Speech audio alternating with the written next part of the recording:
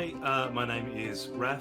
I am playing Grinner, a barbarian human running from his past as an ex-soldier, now turned mercenary. Hey everyone, I'm Jared. I'm playing the character of Luther.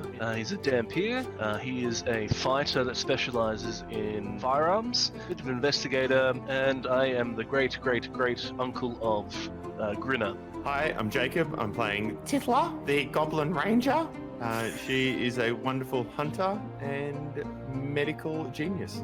Hi, I'm Haz. I'm playing Theodore, the Satyr Druid, who's a kind of a charismatic druid who's unwillingly taken Tithla under his wing as she's followed him through the forest for the past few months. G'day, I'm Tom. I'm playing Jonor, the Aasimar Wizard. He is on the pursuit of good and evil, finding out the best and worst in this world, and he's doing that with a little bit of naivety and optimism. And I'm Owen, the Dungeon Master of our Curse of Strahd campaign.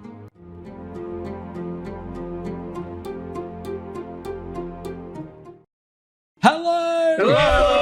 Hello, everybody. Welcome to the Lost Archives. That's right, we're back. It's Curse of Strahd, and we are all very, very excited to be jumping straight back in. Before we go any further, podcast listeners, one of our cast members is running a little bit late. Haz, also known as Harrison, who is playing the character of Theodore, is on his way. He's running a little bit late. I got a message from him this afternoon saying, and I quote, let me just pull it open. Hey, orcs are absolutely mental today. Orcs is absolutely mental today. So I'm assuming he's run afoul of some orcs, and we've got to give him a chance to go. Oh, no, sorry. No, he meant work. But that's okay. We'll forgive him. The orcs are probably holding him up as well. But yeah, he will be joining us as soon as he gets back.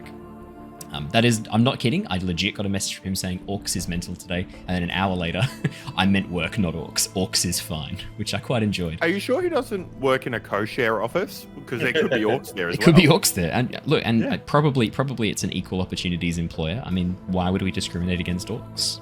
Well, they're scum. And they should be okay. It's a very controversial opinion for orcs. As a goblin, that's a very controversial opinion to hold as a... Cut the stream. And we've been cancelled, everybody. That was quick. So thank you, Haz, for the amusing message to get me through my difficult day of work. He will be joining us as soon as he's here. But otherwise, the rest of the cast are here, and we're all very excited to jump back into Tyranny of Dragons. I almost misspoke there. Happy to jump back into Curse of Strahd. Now, I did have a story from the community. This one comes from Tim, who messaged us a little bit of time ago, and I haven't had a chance to read his story out because I put it in the Tyranny of Dragons thing, and then I moved it across to Curse of Strahd, and then I lost it. But I've got his story here, and it is actually quite a funny story, so I wanted to share it. So Tim said, one time the party came across a giant-like sandworm creature, bit of a boss battle, this huge thing full of spikes and teeth. In my mind, I'm picturing kind of like the sandworms from Dune. He said one of the party members had a love potion, which they'd picked up at some point, and during the fight, they threw this love potion in its mouth and rolled a natural 20 on a charisma check. For the rest of the campaign, they had a giant worm to ride just wherever they wanted to go. They also eventually had the ability to wormhole teleport with the worm. And it ends with, it was a whole thing, which is hilarious. I get the sense, actually, from reading this, that Tim might have been the DM. Because the way he says, like, one time the party came across, I get the sense, and there's a bit of like there's like a resigned kind of like, it was a whole thing at the end that I really appreciate. That's hilarious. I personally find the idea of a love potion working on worms kind of funny, because worms are genderless. They are, are they hermaphrodites or genderless? One of them. Love is love. Sure. Love is love. Yeah, but I don't think they have the required brain chemicals for like attraction to occur. Well, that's why you have the potion that introduces those chemicals. Okay, let me rephrase. I don't think they have the receptors on their neurons to process the neurotransmitter / hormones / chemicals that the love potion. But maybe this worm did, and in that case, then that's an amazing way to get yourself like an epic mount for the entirety of your D&D game. I'm reading through, I'm wondering if it was a purple worm, because that's one of the very famous D&D monsters, and their description resembles it quite closely. If that's the case and they were riding around on a purple worm, good luck making encounters for that, because purple worms are incredibly bad news. They are brutal monsters. But no, thank you so much, Tim. That is a great story. Thank you so much for sharing. If you've got any fun stories from playing D&D, Pathfinder, Edge of the Empire, Call of Cthulhu, Avatar Legends, and every other amazing RPG out there, please comment on the YouTube video, let me know, and I will read it out at the beginning of one of our sessions, because we love to share these stories, and they're always loads of fun. Where can people find those YouTube videos? Well, if they head to the Lost Archives on YouTube, youtube.com/The Lost Archives, with little dashes in between the Lost and Archives, you'll find us straight away. Otherwise, you can just go to our Twitch page, which is just twitch.tv/The Lost Archives. Nice and easy to find. If you're looking for the podcast, you can just Google it. Otherwise, chuck it in the search term for iTunes, Spotify, Pandora, Google Play Podcasts, whatever one you feel like. It'll be the first result that pops up. I did actually go and check these. It is the first result, thank God. So you will find us. If you're just looking for the Celtic logo and some text that says The Lost Archives on it, you'll find us first time every time. If you wanted to know what that logo looks like, one of our lovely cast members is wearing it on himself right now. It is reversed because of the way his camera's set up, but I can quickly fix that right now. Let me just quickly flip horizontal. There he is. You can also be as attractive as Tom is if you go to the... I mean, you can't be as attractive as Tom, but you can approach Tom levels of attractiveness by wearing similar things to him by heading to the Lost Archives merch store. Get Don't lie to me, Owen. Don't lie to me, please. just saying, just sharing. Looks like Twitch chat have given us a story. Brilliant. I'm going to copy this. I'm going to use this for our next session. Amazing. Done. That is a great story. Thank you, Jedi Muffin. We've got our next one for next week. Let me chuck it in. And Jedi Muffin, that means you have to come back next week to listen to it. That's so true. Jedi Muffin's been here a number of times in the past. I know Jedi Muffin. Jedi Muffin's also in the Discord as well. Alrighty, so let me do a little recap. I don't think I've got any news for the week. Saturday. Thank you everybody who joined us for Raft. We finished the game. We finished Raft. That's it. Story mode's done. We finally finished Raft. It's all done. That's it. It was a really, really satisfying ending. Oh look, hey, I think someone might have finished. I think someone's finished with the orcs. It is. It has. How'd you go? I can't hear him. He's muted. I think the orcs might have chewed through his microphone cable. That's not. When the orcs do that, it's really frustrating. I really have a lot of sympathy for you.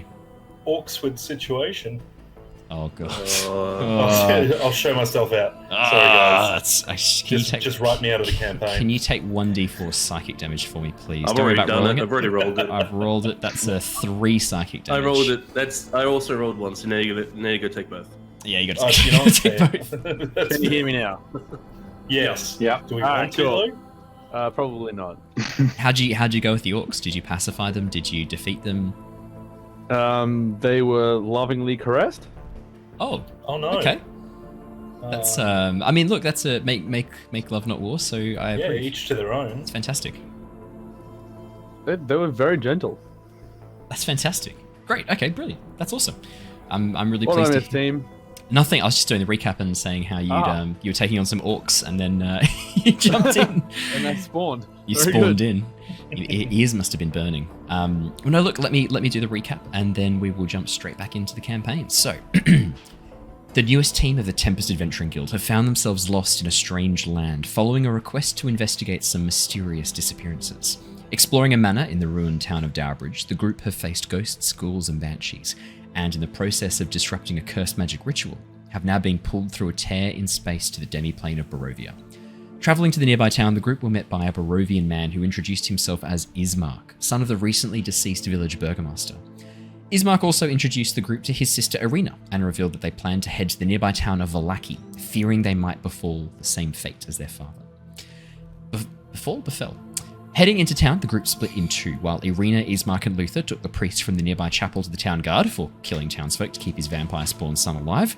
Theo went to get supplies, and Tithla, Jonor, and Grinner checked out a food cart. Theodore attempted to intimidate the store clerk Bildrath into giving him discount supplies. Bildrath instead summoned his beast of a nephew Parrywimple. Things escalated quickly and resulted in Bildrath ordering Parrywimple to beat the absolute shit out of Theodore. Limping back to the party, Theodore learned that Tithla and Jonor had purchased some delicious-looking pies from a lovely woman called Morgan, who was selling them from a cart in the town square. Reuniting with the rest of the group, the party began the journey northwest to the town of Vallaki. With night fast approaching, the group sought refuge in the nearby woods and made a makeshift campsite. After consuming the delicious pastries Tithla had brought for the group, Theodore, Grinner, Irina, and Ismark fell into a deep slumber. While taking her watch, Tithla noticed a figure moving through the woods, who was quickly revealed to be a middle-aged man introducing himself as Damien. Purportedly a hunter, Tithla was quick to name him friend and requested he join the party by the fire and teach her how to make arrows, which he did. After Tithla had gone to bed, Jonor and Luther also had chats with Damien while on their respective watches, but as dawn broke, Damien quickly took his leave of the party, leaving Tithla to awaken without her new best friend at her side. And we jump straight back in the morning as you guys all awaken, and now that it is dawn of a new day, a few things happen. Obviously, all of you got a level up at the end of the last session. You are now level 4. Haz has forgotten that. His face looks surprised. That's all right. You can go quickly level yourself up right now. What we're going to do is go through each of you and quickly touch on some of the new things that your level up has got you. But before we do any of that, our divination wizard, Jonor, would you like to roll your portent rolls, as during the night you have dreams that reveal the future to you? Absolutely. That's a 3 and a 4. No, but that could be good though, because you can give them to enemies, so they could be very handy. I can take a note of them if you like on my thing as well. I'll take a little screenshot so that I've got a copy of them. I usually just type it in there, just scroll up while I see portent rolls again. That's a really good call. Absolutely. Alrighty. So, let's start with the most prepared person. Haz, what does level 4... I'm kidding. Let's start with someone who I know for a fact has leveled up. Let's start with Raph, because he sprung on me that he had chosen a feat without consulting me. Luckily, it's not one of the broken feats from Tasha's Cauldron of Everything. It's one of the almost broken feats from Tasha's Cauldron of Everything. Would you like to reveal what your level 4 has given you, both Barbarian and with your feat? Yes. So nothing much as far as Barbarian goes. He's just a happy little smashy guy. But I did take a feat in something that has disappeared off my page. I believe it's called Crusher. Crusher, there it is, yes. So the Crusher feat, once per turn, when you hit a creature with an attack that deals bludgeoning damage, you can move it 5 feet in an unoccupied space. To an unoccupied space. I was going to say, if you're moving it into a 5-foot space, it's kind of a similar thing. Into it. Yeah. Provided the target is no more than one size larger than myself. And also, super fun extra bit, when I score a critical hit that deals bludgeoning damage to a creature, attack rolls against that creature are made with advantage until the start of my next turn. The best bit is that's not just you, that's everyone has advantage against that creature. If I'm reading that rules as written. I take it back. This is one of those broken feats from Tasha's Cauldron of Everything. You let it happen. It's not that bad. I have not. It's not too bad. It's not too late. No, it's not too bad. It's absolutely fine. So it's nothing only much. 5% chance. Yeah, exactly. Right. Except then when he gets advantage and it continually perpetuates, because if he has advantage until his next turn, he could perpetuate these criticals and keep it going forever. Assume I do really, really well, but yes. It's going to roll really well. See how it goes. But nothing from Barbarian. I thought level 4 got you something fun. I clearly was wrong. No, I don't think a lot of... I panicked a little bit, so I'll have a look. You panicked a little bit. I don't think you No, maybe I could be wrong. For Barb. Yeah. I don't think martial classes really get much else than until level 5 and 7. I think is when fun things start to happen for the marshals. Get very little effort. Yeah, it's a good point. Actually, on a side note, one of Alice's brothers, for his birthday, he really wanted an entire family D&D one shot. So I'm hosting a one shot for Alice's entire extended family, which is about 12 people. Nice. Damn, that's big. Only combat turn. Only 3 of them have played D&D ever before. So I made a whole bunch. I made a whole bunch of simplified character sheets, which I will chuck up on the wiki if anyone wants to use them. You're welcome to. It's like a cut down version of D&D rules to make life easy. But I was blown away by how little like fighter and monk get after those initial like amazing level 3 stuff. Like it's really slow after that. Yeah, it's like monks like flurry of blows, dodge, like cunning action, like all this stuff. Not cunning action, I can't remember what it's called. Step of the wind, and then that's it. It's like, and you can punch again. Oh great, thanks. Oh, I've got 2 fists that can work now. Yes. Couple more levels, another punch. Yeah, now I can use my foot. Oh, I have 2 feet. Oh, it's taken me 10 levels to realize it. Oh, silly me. Yeah, so it's pretty funny. I get 1 extra attack at 5th level, and that's the only extra benefit that I get for the next little while. Yeah, I was going to say 5th level's the exciting one for Barbarian, but like I use exciting as a Like it's it's a sparing word. Okay, well, let's jump to our resident Dhampir Luthor. What did your level 4 give you? So Gunsmith. it's really boring. It's really just boring. plus It's two decks. just ASI, yeah. But like it's plus 2 decks, so I'm plus 4 now. So that's really really great. It just isn't exciting. Nope, fair enough. Yeah, No, that's fine. it. That's it. Jonor, level 4 wizard, divination wizard. Do you get anything fun? I think it's more it plays into his character. He isn't good on physical confrontation, and he's gone telekinesis just to get himself out of trouble, just to use Mage Hand to push people away whenever he's in strike. So a bit of a 5-foot push, just to give himself a bit more space. That's and then not bad. Is that a bonus And- action as well, or is that part of an action? it's a bonus action, and I'm trying to figure out if I can do a cantrip, like an action spell, and then a bonus action cantrip. Yes, you can. I Yeah. figure that out. Yep, you can. The only limit is you Good, 'cause can't I do. thought I just... You can't do 2 spells I with, was, yeah. with a level. But Well, cantrip and level telekinesis spell. is a feature. It's not a spell. Yeah, it's a feat. But his mage hand is the bonus action to push. But if you've already summoned your mage hand, that's Well, I think basically giving you a I don't bonus actually action think to you need to disengage. use. I don't think you'd actually need to use Mage Hand for that. I just get Mage Hand, and it's a strong Mage Hand, is Yeah. my understanding of it. I love the idea that like Yeah. rather than working out your physical body, you like work out your brain, and now your mage hand is like jacked as shit. It's like veiny.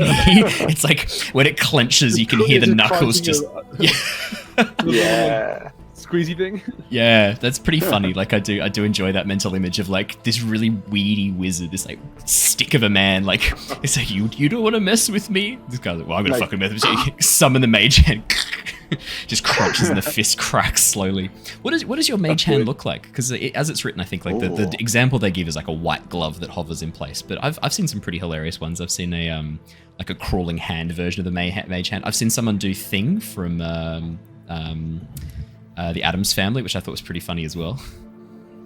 I'm going to say it's halfway between, what was the Nintendo 64? Super Smash Bros. You got the giant white Master hand, but it's Hand. gonna be the Master Hand, but it's flavored with like celestial feathers. Oh, that's So fantastic. it's Does it gonna have little be, angel I think, wings? Yeah, it's going to be the 5 wings and like the body of the wing, and that's Oh. So you're That's kind of what I'm going for like a thinking. biblically accurate angel then, like the description of angels from like, which is like this horrific monstrosity with like 18 wings coming off in different directions and an eyeball in the middle. I'm thinking, yeah, Yeah. I'm going to go for that. Yeah, yeah. It's Very good. fantastic. That's brilliant. Tithla, our ranger, what has level 4? What delights and surprises has level 4 brought you? Tithla, being one of many surprises and ancient tricks, as is the goblin ways, has taken 1 point extra for dexterity and 1 point for intelligence, and just decided to leave it at that. Didn't want to show off too much, and just thought, you know what, let's let everyone else come up to our level. And yeah, How generous of you. yeah, trying to just sort of take one for the team, let everyone else have a win today. Yeah. I mean, obviously go fuck yourself. Obviously. No, that's fair enough. That makes a lot of Oh, sense. don't you worry. Oh. And moving on, and Theodore. What has level 4 brought Theodore? I've spent a bit more time observing Grinner, 1 more level in Barbarian, which has gotten me the ability to attack recklessly, and that's Yay. about it. The build is coming together. The rage Yeah. bear is one step closer to Yeah. being fully realized. Are you going the bear totem barbarian druid where you basically? Yeah, I thought so. Okay, The amazing. resistance to everything build. Yeah. But I think Build psychic. there. Yeah, it's just psychic. Yeah. Yeah. Oh, that's gonna I be great love fun. you want to be an uncontrollable beast, like this big, massive creature. You starting as a Physically. goat, though. Like, you're already a beast. You're just taking one small step No, to but the left. but he's not a More and beast. more Like, have you easily. seen his physical stats? They're almost as bad as Joe. I think Jonor has better physical I have stats. more constitution. High Yeah, strength. outrun him easy. He's You, like, those you mean barely you could run. outwalk him. Neither of you are Bare running. minimum strength. Yeah, wait till I turn into a bear, then I'll get you. that's the whole build is just to like make up for being teased as like this little spindly goat for his entire life. The other satyrs laughed at me. I could barely drink half a cestris of wine, and now I'm a bear. It's fantastic. Well, look, as you guys awaken, having time during the night to kind of reflect and think through what you've been through, and also since arriving in this realm, you've taken on some pretty dangerous foes. You've been through some pretty intense situations. So as you sort of awaken the next morning, your physical skills, your mental skills have increased, and for Grinner, I'd say probably the way that you pick up the Crusher feat is just kind of maybe something inside of you that maybe you were holding back a little bit with some of your attacks. That's kind of gone now. You know that a lot of the enemies that you're going to be facing here, you can't afford to hold back, especially against the undead. And maybe that's the Crusher feat, is you just absolutely no longer holding back your punches, no longer pulling your punches, knowing that you are going to be fighting things which aren't really alive. That kind of makes sense. That checks out. Alrighty. Yeah, as you awaken the next morning, Ismark and Arena sort of like coming to, like yawning, stretching, and then looking around and going, "Oh, is it dawn already? You slept through the whole night. Wow, that's I haven't slept so deeply in quite a long time. How was everything? How was the those of you who took watch? All okay?" I actually quite enjoyed my conversation with Damien over the night. It gave me a bit of assurance that there was some good people left in Barovia. He seemed like deep down, he seemed like a nice guy. Who was this? It's Damo. Damo. Oh no, it was a Damo. That was just because we're best friends that I call him Damo. So I wasn't there yet. Yeah, okay, sure. Yeah, fair enough. Where is he? Everyone sort of else. By the way. Yeah, he was just hanging out when I went to sleep. Who took over the next one? He's probably just gone hunting, finishing off those Who the owls. fuck? You mean there was somebody else here and you left us sleeping? What, Yeah, we tried to wake you and you wouldn't wake up. Who knows? How We did you? didn't try to wake you, but we thought he was friendly, and he was. I go up to Grinner and hold his neck. Grinner, how does this feel? And I move it slightly left and right, and up and forwards and back. Is that okay? Does that hurt at all? There's like a massive crunch when you first. Oh, Oh, I thought that was a bit stiff. yeah. As you let go, Maybe- Jonor, it just cracks again. There's like sound as you take it back. And it just dies. Pat him on the head. Okay. Do you pat him with your like jacked as shit mage hand, or just like a gentle hand? Just an ordinary one. Your mage hand just little backhands okay. Grinner across the clearing. You just give him a little gentle pat on the head with your normal hand, having not summoned your jacked as shit mage hand yet. Yeah, but it makes me feel okay that there's a couple of good people out there still. For everyone else, just letting you know, there was a stranger here in the camp, but not. And it he's was- not a stranger. Well, Just a technicality. it didn't really Seems kind help of that strange to me. Tithla, he rocks up in the middle of the night, unannounced, and apparently befriends all three of you. It seems a bit strange. Well, yeah, but just like a stranger is someone that you don't know their name and whatnot. That was Damo. Well, where's he gone then? he's already left. Well, yeah, Yeah. he's just gone for the hunting. He was just going to go and collect some owl feathers, and then he'll be right back. Like, Tithla, you know that I already told you he told me to tell you that he has to go and we will see you again. Yeah, when he comes back from the hunting of the owls I honestly in like think 15 minutes. I think it might be a bit longer than 20 that, minutes? I think the house should be He's on gone to the store road. to get some cigarettes. He'll be back. Don't worry. I like to think though. I like to think that Tithla keeps asking me like 30 minutes, 100%. 45 minutes, and I'll probably keep going. I'm not going to roleplay that though, but Irina- I that will was happen. going to. Irina gives you a bit of a look, Luthor, like catches your eye, sort of gives you a bit of like a sort of a half nod with one eyebrow raised. Sort of, you kind of get the impression she's asking like, this person's gone, right? They're not.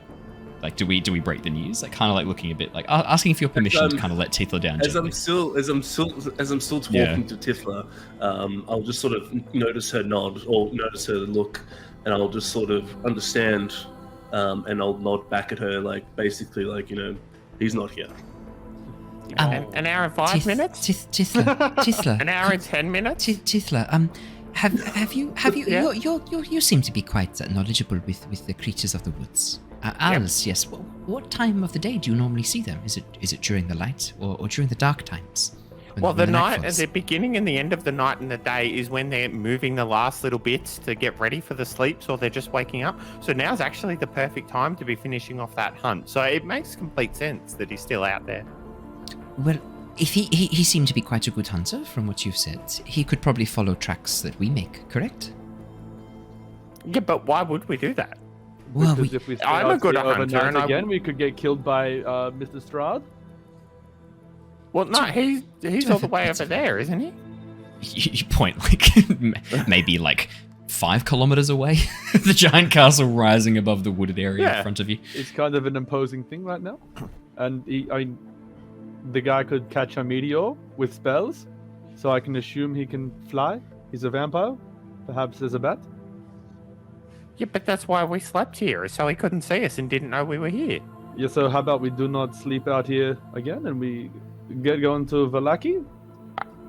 I agree, but think I that's right. I feel bad if we just leave now and not How wait about we like leave him a note an then? hour and 15 minutes. No, I'm pretty certain he meant like he had his pack and he was like, "Goodbye, I'm going." Pretty much. Oh. He said he will meet you again, though. Just probably not today. Yeah, Oh. Tifla, don't you have enough friends right here, love? To be honest, can we just...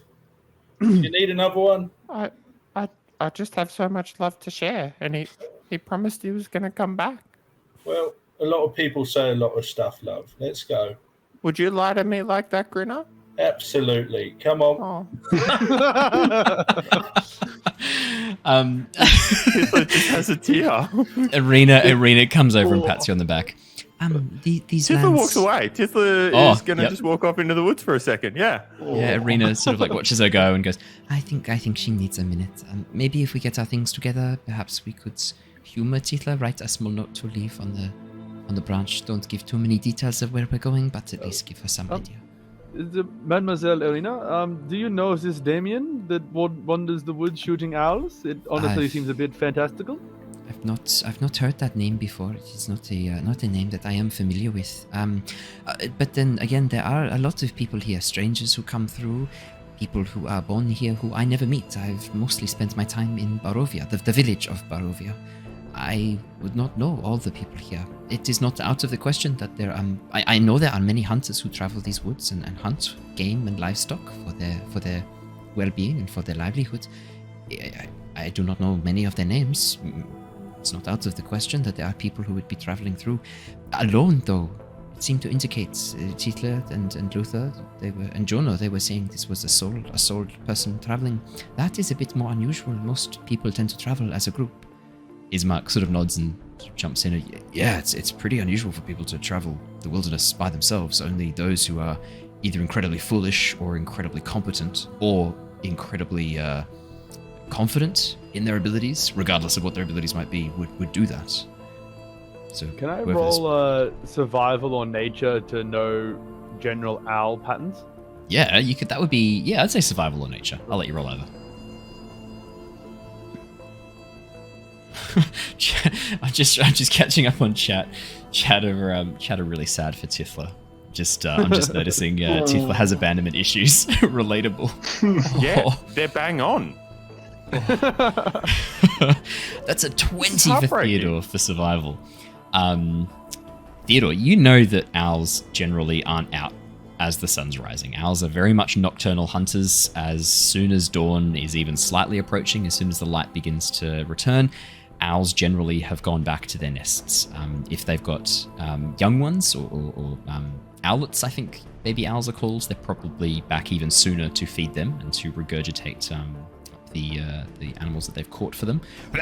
Yep, that's right. And then for solo owls that are living out in the wild, as by the time light comes, most of their prey have moved back into hiding, and so owls generally, even at dawn, at the crack of dawn, it's still unlikely that you're going to see many owls. So You get the sense that stands to reason if someone was out hunting owls they'd want to be out at night and not Yes. sitting around some rando's campfire. Yeah, absolutely. Yep, that makes sense. Yeah. Or if I mean, the other thing as well, right? I would say that, you've spent periods of time alone in the wilderness. Those periods of time of isolation sometimes can start to weigh on you. And probably Theodore at times would find himself craving company, no matter how annoying Tithla might be in the moment when you would catch up with her. Probably you did look forward to being with her because it's a person that you can talk to and interact with, and it kind of stops you talking to yourself and going a bit crazy. So on the other hand, I'd say as only because of your background and only because of your personal history, would this occur to you of but then again, it's not out of the question that someone who travels alone and spends their entire life in the wilderness hunting animals might get lonely sometimes and just want company for a bit. Company that's not trying to kill them. Fair enough. I draw no strong conclusions about this gentleman, Damien, so I don't say anything to anyone else. But I go along with Irina's plan to write a quick note and then get us hustling, because I would really like to be in Vallaki as soon as I can. I think that makes a lot of sense. Brilliant. Alrighty. As you guys are sort of packing up your camp, getting everything together, Irina and Ismark are quite quick to get their packs back together, roll up their bedrolls, strap them to the back of their packs, and pull themselves up. They have some trail rations which they eat for breakfast, some dried fruits, and some bread and cheese which they eat. The rest of you can have a ration if you want. I'd probably say that a day of travel, you probably would need some sort of food. But as you get together and then begin to head out, Tithla, how long do you spend just out by yourself before you come back and rejoin the rest of the group? Maybe 20 minutes, half an hour. She then starts collecting some food, which she can do. Your snares. Did we Yeah, your snares. Yeah, I was about to say. They've caught some things, definitely. Yeah, your snares have captured a few rabbits and a stoat. Oh hell yeah! Yeah. I'm helping out with that. Stoat. A stoat. A whole stoat. A whole stoat. Tithla, your traps have been very bountiful today. Oh, wonderful. Okay, well, maybe we should check them. But they have not caught you another friend? Well, Okay, now's not funny, okay? Okay, that hurts. All right, I'm just a girl looking for a friend. Standing in front of a snare. Just trying to find some friends, okay? Now, With my quiver empty, looking for some arrows. yeah, okay, why don't we... Do you want to go that way and I'll go this way and empty the snares? That sounds great. Okay. Anyway, here's some berries and some roots for everyone to have a nibble on. Bye. Oh, perfect. Thanks. This will be very she turned around and walked away. nutritious. Luther, Tithla's left you alone with this stoat that's trapped in the snare. For those who might not know what a stoat is, it's like a ferret. I'll probably try and do what Tithla does. Like, we'll probably bring them all back at least. I'll probably just snap their neck like you do with sort of the smaller game, and I'll probably bring it back to Tithla. Probably skin it. Actually, hold on. It's a good point. I could drink this stoat. Well, no, Sorry. I have my trusty straw. I forgot about the straw. For a few blessed moments, I do you forgot mean? about the straw. don't want to get the clothes dirty, Owen. You're so It's just- uncultured. I don't know where this came from, but I just got this mental image of the Teletubbies with the tubby custard. Oh, I don't know why. I'm so sorry. I don't think it was just because the straw, it looked always quite sharp when they jabbed it through the spiral cup into the tubby custard. I don't know, that memory has emerged from the depths of my childhood. Probably some deep childhood trauma there, but yeah. Your straw's sitting in your pack, Luther. You've got this stoat that you're holding in your hands. I was thinking that what would probably happen is it's an all-natural juice box. Chat, come on, chat. Because I think last. Oh, actually, I have something else I need to talk about. I keep forgetting. I will talk about that soon. But with this moment, I think I thought we did this earlier, last session, as everyone was getting up. Because then I was planning to do it one or two of them would be used for breakfast, and then the rest would keep for the next sort of meal. Yep. So I was sort of hoping that I would bring them back to Tithla, me and Tithla, and clean them, and then I would remove of all the other things, like after we've drained them, like you know how you normally have to drain a bit of blood. I would take the blood and instead of throwing it in the water or throwing it in the bush, I would put it into my skin. Yeah, because normally if you're hunting, you probably don't want to leave just blood around on the forest floor. Ideally, you want to go wash it off in a stream, because otherwise, if you're staying around the area, you're just going to attract predators. If you can dilute it in the water, wash it out, that's a pretty normal way to deal with things. Well, I would also argue that a lot of the time, if you're out in the wilderness, the blood's highly nutritious even for normal people. Like, it wouldn't be beyond belief that you would be hanging on to the blood to be making some sort of a stew or something regardless. Oh, like the blood sausages and the blood puddings. I think it would be unbelievable. Okay. Well, it's not. Blood, please. I will say this. I think I would play into it. Hey, I'll clean it and get rid of it because I really need to savor that blood. I really need to savor that blood. I don't think that's a statement that's going to arouse suspicion in a Curse of Strahd campaign. I think that's a very, very safe thing to say.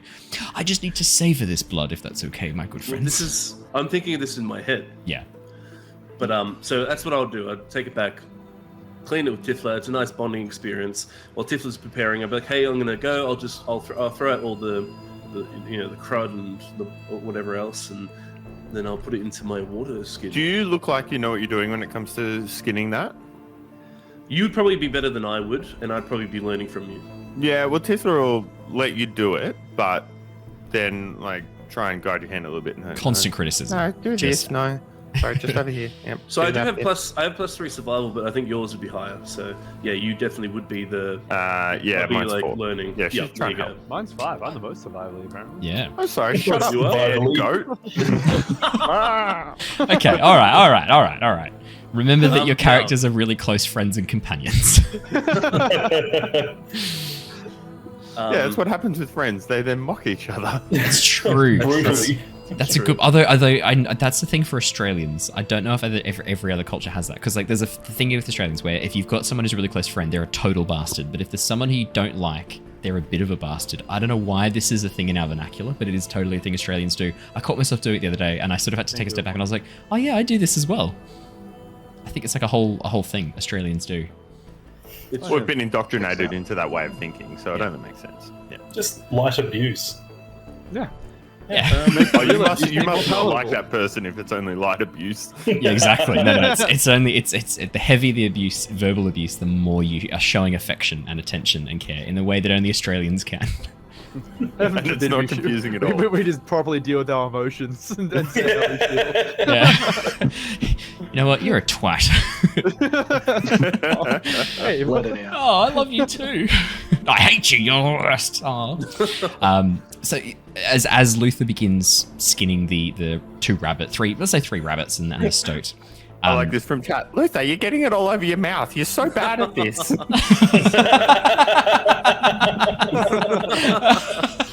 Was that Miss Snuggles? Yep. Oh, I wish I could give inspiration to chat. That's pretty funny. That's great. Oh, that's good. As Luther's skinning the stoat and the 3 rabbits, Tithla's kind of watching and occasionally giving direction, but Luther's not that much worse than you. I mean, there's a few things that Luther does that kind of, you're like, oh, I mean, that's not very efficient, as he kind of uses his knife to help skin the entire animal, where you know that all you have to do is make a bit of an incision. You can actually just pull the skin off. You don't have to sit there carving the skin back with your knife. But I mean, he's doing his best, and he's cutting the sinew, and he's doing a pretty good job. Actually, no, sorry. Let's see how good a job he does. Could you please roll me a survival check, Luther? Sorry, I've jumped the gun a bit there. You might not be doing a good job. You might be doing a shit job. I'm doing okay. 12, above average. No, 12 like above a average. beginner. Well, because 10 is average, so 12's pretty good. Oh yeah, with help. Do you want to roll again? Because Tithla's giving you help. Okay. That's true. Oh, that's better. 15, yeah. I mean, Luther, you're not doing a too bad job, and the pointers that Tithla's giving you really help out as you go through and skin these animals. You haven't actually bled them yet, and you know that they're still pretty full of animals. As you sort of get to the stage where you're going to bleed them out, Tithla, probably the way you've done this in the past is maybe collect the blood in a container of some sorts, or maybe like a pan. You just go wash it off in the river if you're not keeping it. Luther. No, but if we're leaving, then it's fine. You're happy just to spill it on the ground. Yeah. War blood. Oh, Yeah, and then I'm okay. just like, oh, I probably would be like, no, like we could attract predators. Like I know I'm a city slicker, To but a I'm place we're leaving? not. He doesn't think that way. Yeah, Don't like worry my about other best friend just said, we're not going to be here, so it's okay. it. No, it's I wouldn't worry about that. I just think we don't want to create any tracks for them to follow. I'll dispose of this promptly a bit Okay, out of the way. okay. If you want, then You know we me. can let I'm you do that. I'm very safety conscious. I've set up my tripwires and bells and stuff. You know what I'm like. Exactly. I wasn't going to Nervously say it. laughing. I'm glad you did. Cool. Okay, so we do that, Owen. There is one thing that I have been meaning to do for so long. Oh yeah. Identify this dark blue cloak and give Jonor the spell book from That's right. Yeah. the dungeon that we like. Oh my So, god. Yeah. After all that's done, I'm gonna go up to Jonor as we're sort of packing up, ready to go. Hey, Jonor, it's I got a few things I want you to sort of check out. Yeah. Okay. What have you got for me? So, I'm gonna give him the yellow leather cover, spellbook with the yellow leather cover. This could be quite interesting for you. I don't think it really suits anyone else. Oh wow. Where did you get this from? So this I was going to is, describe the book, but I don't know what to describe. That's Owen. The book that you, as you guys were just, I didn't want to get in the way of your roleplay. Jonor, the book that you hold in your hand is it's quite an ancient-looking book. The outside cover probably once was this very beautiful orange, but it has faded and tarnished over time, giving it this very off yellow ochre kind of appearance to it. The outside leather cover has cracked and faded without any use, and as you open up and see inside, there's a number of pages which are completely ruined. But as you flick through, there are a few pages that describe in great detail a number of spells, some of which are familiar to you, some of which are not familiar. Ooh. Yeah, as a wizard, you don't need to do anything extra to identify the spells. I'm going to paste the spells into chat for you that you can see. Oh. There are a couple of first level and a couple of second level spells. This Oh, spellbook Lord. contains Disguise Self, Identify, Major Armor, Magic Missile, Protection from Evil and Good for your first level, and some second level spells, Dark Vision, Hold Person, Invisibility, and Magic Weapon. Did anyone see Tom's eyes? They were brimming with like just excitement and allure. Jonor, you know the gift, like the series of like images where the wrestling commentator is like looking at you, ooh. Yeah. And that's what Jonor does. It'd be like falls backwards, just like reading this book. Oh my lord, Luther, where did you come across this? Like, this has got some gold in it. So, what is this? Do you remember the manor we're in? Well, Yeah, I haven't forgotten that. I found this in the basement area. Wow, it was It's just also- lying around. It was in a cabinet. Everyone else had sort of went out the room, but I quickly checked it before we left.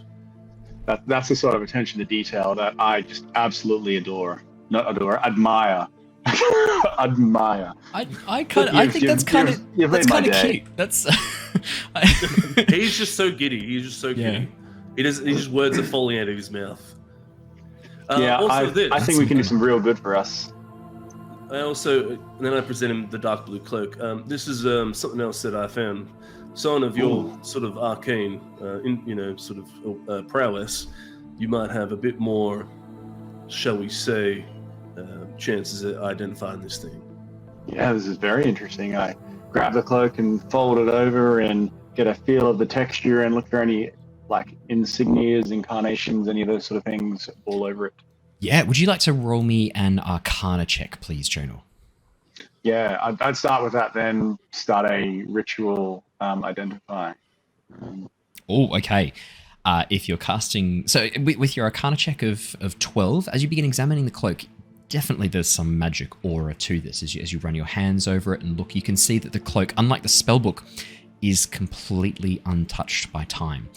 The fibers themselves appear to be some very thick cotton, but as you feel them, they feel very smooth, almost like silk, and the cloak itself moves very, very... it's very light, despite its appearance. It looks like it should be very heavy, but it is very, very light, and it moves very delicately and Even the wind rustles it ever so slightly. It seems to be much lighter than it looks, even though it is made of this heavy wool, and it's been dyed this very dark, almost midnight blue. As you have a look over, on the inside of the cloak, there's a few sigils that you don't quite recognize, which you know have been threaded through in some sort of gold or electrum thread, probably to help channel whatever magic this thing has. As you then cast the ritual Identify, you identify this as a cloak of protection. I will chuck into chat what this is exactly. I should be able to just cloak of protection. I have to laugh that we forgot about that for like, I don't know, 5, 6 seconds. Yeah, you've had this for ages. I mean, every time I've tried to like remember to bring it up, and then I just other things get in the way. So that's there you go. There's a picture of the cloak. I've chucked a picture of the cloak in. You gain a +1 bonus to armor class and to saving throws while you wear this cloak. Okay, who should we give that to? Well, someone who's going to be up the front makes a lot of sense. This is quite a strong material. I think if you wear this, you'll be quite well protected. Can the bears wear it? The bear can wear it, but when you turn out of... So I need someone to throw it at me once I turn into a bear. No, you still... When you transform, your gear and armor and equipment melts into you. I would still argue that you keep the benefits of things like wondrous items. I would very much argue that you still keep those benefits. Armors maybe not, but wondrous items that melt into your form with you. I mean, you could also argue that it shapes around you as the bear, and so you're now a bear wearing that cloak. Because like I have seen people with Druid Wild Shape have like a hide armor that like melds with them and becomes part of the bear form.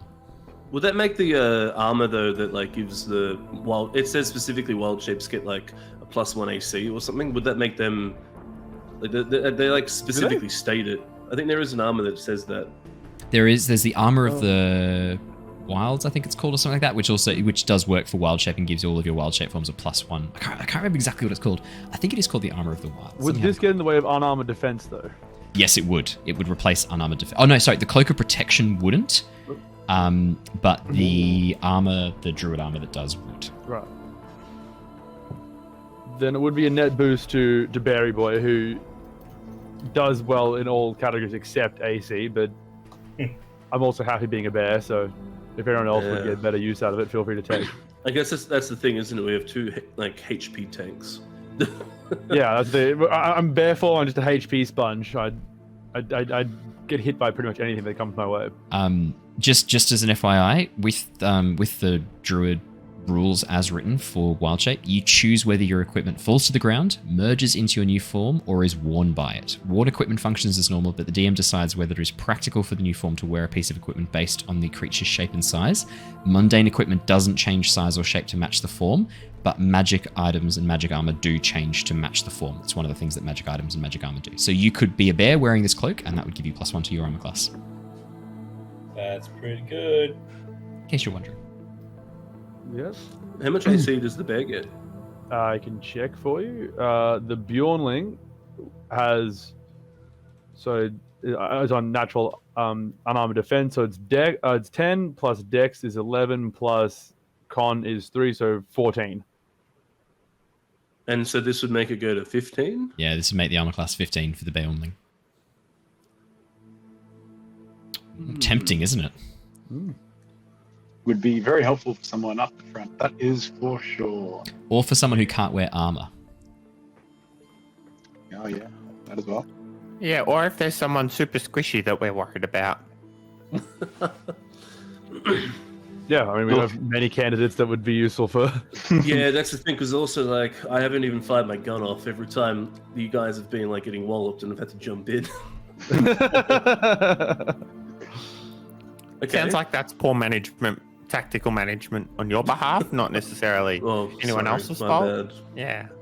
Okay. Theodore gets beaten up when he goes to the general store. So no, he does not. He got told there was no rations and there was nothing else that happened there. Yeah, he tripped several times. He tripped right onto that fist. Well, sorry. Someone should probably don this cloak. That'd be very, very helpful. Yeah, look, it doesn't really match my aesthetic. I'm not interested in that. Doesn't match my aesthetic. Well, I've got this book of goodies right here, so I don't need anything else. You're sorted. I mean, I could wear it, but I think I'm pretty nimble as it is. All right, well then I'm happy to take the cloak, and if it ends up not being useful and could go to someone else later, we can always move it around. Great. That sounds Just like that best sounds fun. friends do. Just like best friends. Yes, I will, however, will not leave you in the middle of the night and not come back. I'm sorry, I Wow. thought he was coming back. For at least several hours. Okay, I'll we'll always be wait. here for your Tithla. And she's on the ground. Tifla, he's going to see you probably in, I don't know, in the Month or future, so. but not the immediate future. How long? 1 hour and 25 he did not, minutes? He did not Instantly regret bringing specify. this up 1 again. hour and 30 minutes? Okay, we're just going to probably Is the start goat moving as off fucked now. up? Hey, Tithla, I think we should focus on what we can control, and this is what we've got right at hand. We can, learn these new spells, and we can get tracking on our day. I think we can start with that. Yeah. Yeah, look, we've got That's a people soundbite. that we need to look after, right? So Yeah, how about thank we you. get how about we get them over to this town that we're going to? Oh, them, not me. Yeah, okay. No, not you. Not you, Tithla. You're all right, love. But we've been given a job to look after these people, yeah? If we're waiting around here, anything could happen. We could run into fucking Strahd for all we know, right? So let's not wait around for Strahd to come and go. But I Well, think we've my gotta new go. best friend Damien would be able to help us if something like that would have happened. Look, mate. I just. Okay, you know what? Grinner walks off. That's my thing. I've done that this morning. I think we should go. All right. Irina and Ismark are standing at the edge of the clearing with their packs on their backs, kind of like looking back, like I thought we were going. What's happening, guys? No, we definitely are. We definitely are going.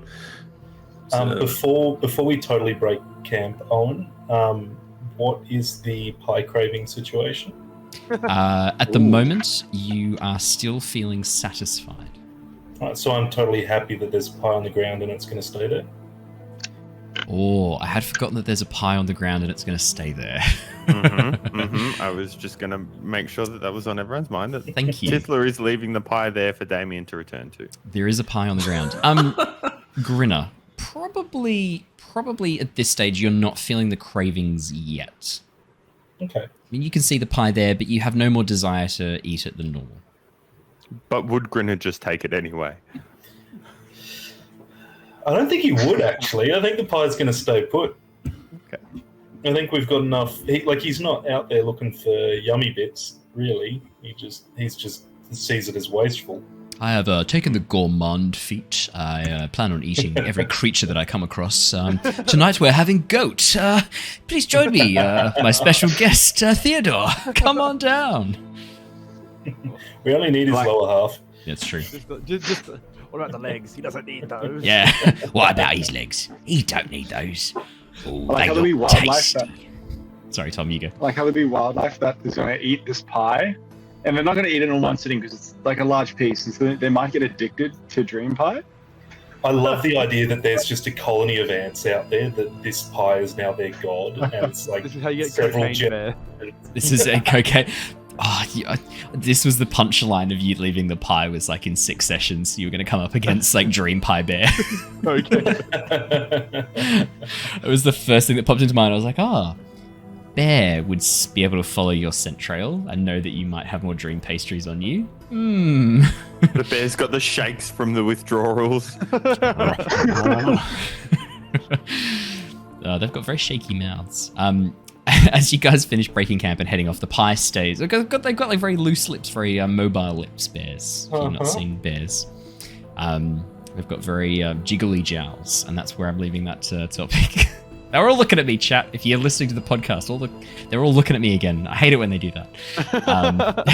In a somewhat confused and dazed manner. Shh, it's a fact and you know it. Science fact. We're not doing drunk science tonight. This is just normal Just normal D&D.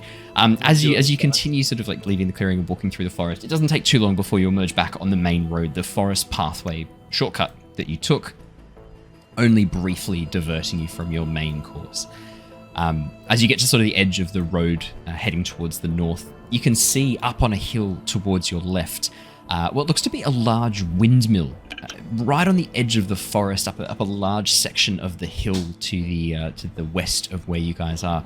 The road actually goes around and follows towards the windmill, but you can also see that there's a makeshift track much more direct to the north, which cuts this quite a large detour completely out of the equation. You suspect that's why people have taken this, I was about to say goat track, why people have taken this this little shortcut, this deviation before, and just bush bashed across this quite frankly overgrown meadow. The grasses probably about waist to chest high at the deepest parts, as the rolling hills kind of give way to forest towards the far edge of the northern section of where you are. As you sort of get to the windmill, Arena and Ismark kind of look up and go, that's the mill. I think that's where Morgan makes the pies. If you were wondering. Oh, did we want to go say so I spoke to her, one of my other best friends, Morgan, and she said we could pop in and say hello to her sisters. And that, if we just said that she sent us. If you're really keen to stop by, I suppose we could. It is a little bit of a detour from where we're planning on going, but I mean, Arena and I always kind of planned on taking the track across the hillock here and then down and follow the lake, the path around the Lake Zarevich to Vallaki. But I guess if you're keen to make a stop at the mill, we've probably got enough time. We'd probably still make it to Vallaki just before nightfall. Well, if we can do both, I'd as be well. curious about it. Yeah, it depends how long we spend Sure at you would. the mill. Yeah, I would. I personally would not. I'm happy if we keep on going. It's not vitally important for me to visit and have more pie. I mean, our funds, Ismark and we don't have a huge amount of liquid assets You at the don't moment. have fun? What? You don't have fun? You said you're lacking fun. We're lacking funds. Yeah. Liquid enjoyment? assets. Money, Tithla. We don't have a huge amount of just money. say that. Yeah, well, we did. We don't have a huge amount of money at the moment. We probably won't be purchasing any more dream pastries for a while. It was such a treat what you got for us last night, Tithla. We are so grateful for that, but probably there is not much more that we would be buying. So it is not the end of the world for us. Please, we will come with you if you wish to go, but... It is fortunate that you are getting a free escort between towns and not paying a single cent for it then. So Exactly. Yes, it is very fortunate, and that's why we are so grateful for your help. So perhaps you do not get an opinion on where we go? Hey, all right. I think what my sister was trying to say was that we're happy to go along with whatever you guys want to do. We don't have an opinion. Leave us out of it. But I mean, you can go fuck yourself, goat. And Excuse me, he may Very be a goat. confrontational goat this session. He may be a goat, but he's handled some real orcs today, okay? It's been tough. awkward moments, maybe. As Ismark kind of like kicks a stone down the hedge of the hillocks and goes over to Arena. All right, let's all calm down. Come on. Arena kind of like looks a bit bewildered. It's okay. I was just going to say that we are happy to go with what you want to do. If you want It's to all provide us good. a So, little. All right, let's. What's everyone want to do? We're going to the. What? I have a question for the supervised in the group. And looks over at Arena and Ismark. The supervised. How, if we were to arrive at Duskfall to this new town, would that be alarming for them? Are they somewhat hostile? I know some towns don't like that sort of thing. It's been a while since I was in Vallaki. Probably 8 years. I was a teenager last time I was there. So yes. Arena, do you know? I don't think I've ever been to Vallaki. Maybe not since I was a small neither child. of you know. I was going to say that most towns around the border, including Barovia, probably don't take kindly to strangers. We might be turned away at the gate if it is too late. Maybe we should go straight there. And then if we get turned away, we'll have time in the rest of the day to work out what we're going to do. I'm sure your good friend could talk us through any gate. Okay. That is my best friend, Theo. I know he can be annoying at times, but I would ask you to respect him. Ismark nods. gives a look towards Theo, nods again. I don't Thank know you whether to very be offended or complimented by that sentence. Take your pick. Right, look, I say we go off to the windmill there before tensions get too fucking high around here. What the fuck are you lot on about? Come on. Okay, let's just make a decision. Let's go to the mill. Perfect. Let's go then. If we need to, I can turn to a cockroach and scurry into Vallaki anyway. How does that help the rest of us? I go in, opens the gate, as Perfect. Ismark doesn't say, wouldn't take much to make the difference up between you and a Like he cockroach. didn't say it then. Ismark doesn't say that. Ismark doesn't say that. As you as you continue along, someone is salty about free labor. Ismark's just really likes you, and he's showing it in the way that Barovians do. As you continue walking along the pathway, this section of the hill area between the forest is fairly overgrown. As I said, the farmlands that used to be here have long since been abandoned, and the wheat and the grasses that were growing here have now become completely wild and untamed. Parts of the road are in pretty serious state of disrepair. You can see sections where the cobblestones are broken open, where weeds have sprouted through the gaps, and it doesn't look like there's been a great deal of attention made to keep this road operational. All of that changes, however, as you get to the turnoff towards the mill. At the very base of the road turning off, there's a large gate leading to a series of fields which are very well maintained. You can see wheat that is growing, not wild and unkempt, but very well cared for. Just rows and rows of this golden wheat, swaying gently in the breeze, and up through a section in the middle, cutting a swathe through this wheat field, is a very well-maintained cobblestone pathway. The edges are fenced. You can see that it has been very well cared for, and it leads up to an immaculate-looking mill up on top of the hill overlooking the forest. And in the shadow of Castle Ravenloft. So you're still not that far away from the Count's castle here. Let me have a quick measure just for the mill.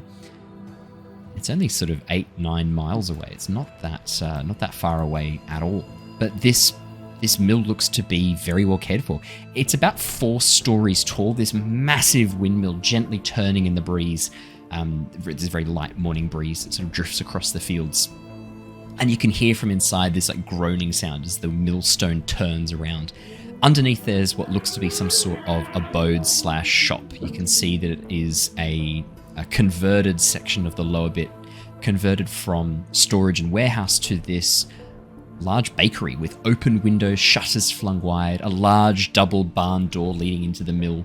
And out the front you can see a familiar looking cart, very similar if not the same cart that you saw in the town of Barovia, just sitting outside the front of the mill. Ismark and Irina sort of like look up towards the gate and look up to the mill. Ismark kind of nodding. It hasn't changed a bit since we were last here. It hasn't changed at all. It's a bit weird, actually. I was expecting it to be, I don't know what I was expecting. Not to be looking so good. So they just have someone who maintains it well then? Probably paints it regularly, looks after everything. It's just strange that people, I don't know if you've noticed, but not many people in Barovia take pride in how things look. It's really pretty. It's very picturesque, this mill. Maybe there's some places turning for the better. Maybe. That gives us hope. We're happy to come up to the door with you or stay here. Up to you guys. What you tell us. How did anyone else see the cart pass us on the road? Well, no, but I mean, we did sleep off into the woods for the night, so... Oh, okay, yep. No, that makes sense. You're right. Wait, so that old lady pulled the cart all by herself in potentially hazardous / No, dangerous she terrain? probably had some animals pulling the cart. She was probably just sitting on it. Yeah, I wouldn't read too much into it, to be honest. Isn't there like Vistani bandits and stuff like that? And doesn't she have to go past Strahd's castle? Like, Irina kind of squints and looks forward. I don't think that is the same cart. It looks a bit similar. I can see that the stripes are different. It is red and blue rather than red and white. And the cart as well has larger wheels. They probably have a few. It might be multiple cats and multiple people take them out to sell. Yeah, no, that was what I meant to say. Yep. I agree. Well, would you like me to go and say hello? Yeah, all right. Why don't we all head up there? I could use a couple more of those pies in my pack, I think. All right. Well, would you like to lead the way then, Grinner? You can go and meet the new people. Well, no, I mean, you made friends with him. I didn't actually chat with her, so I don't know what to say up there. All right. I know the secret passwords, and Tithla will start marching up towards the front door. As you guys begin walking up the pathway leading towards the edge of the windmill, you can see a number of lampposts set up with lanterns in them, no longer lit because it is the morning. As you get to sort of the third lamppost, a raven that is standing on top of the crossbeam sort of immediately startles and turns towards you, and then begins cawing loudly as it sees you walking up the pathway towards the mill. Hello, Birdie. Hello. As you guys begin walking up the pathway. Do you have anything in your hand, Tithla, or are you just like pretending you've got food? Oh, no, there's nothing in hand. Okay. I might pick The up raven the like, rock. cocks its head but doesn't fly down towards you. Does it look up at the mill in like a I'm sharing the message that way? No, its back is to the mill. It's looking directly at the 7 of you, plus Arena and his mark, and it's sort of it flaps its wings every so often. And as you guys sort of pause, the cawing kind of stops a bit, and the raven sort of fluffs itself up and kind of like looks at each of you as it looks around at the party. Tithla will get a little bit of food out and put it up towards the bird. The raven cocks its head, snaps its beak a few times, and flutters down onto the fence, probably about 2 or 3 meters away from you, Tithla. Fluffs its feathers up a little bit, does a little dance on the fence as it sort of like tries to get a bit of a look at what you're holding, cocks its head, and then like gives a bit of like a nod. I use She my wanders mage hand. Oh, okay, use your mage hand, yeah. I was going to offer the mage hand out and pop it in front of you, and we can beat it if you want. I'm sorry, I don't... Putting it in front of Tithla? Yeah, I Mage hand, put yeah. the mage hand in front of you, and then sort of say, "Oh well, I can move it over to the crow if you want." But you're probably fine with all these animals. Thank you. Yeah, absolutely. Thank you for doing that. And she'll put it in your hand. Like, yeah, you have a turn. All right, and this feathery hand is going to go towards the bird. It's going to get within, 10 centimeters of the bird and see if it goes for it. Yeah, it sort of leans over, pecks at the food. What food did you give? Like, it's just a little bit of dried meat, Jacob. Yeah, probably some fruit. Because she picked some fruit fresh this morning. Yeah. With some berries. As you said, a bit of fruit? Yeah, a little bit of berry. Yeah, the raven kind of like leans forward, pecks a bit, and then swallows the berries. And then kind of like caws again, and then looks at you lot. And then very deliberately, you watch as it looks up at the mill, looks at you lot, and then shakes its head a little bit.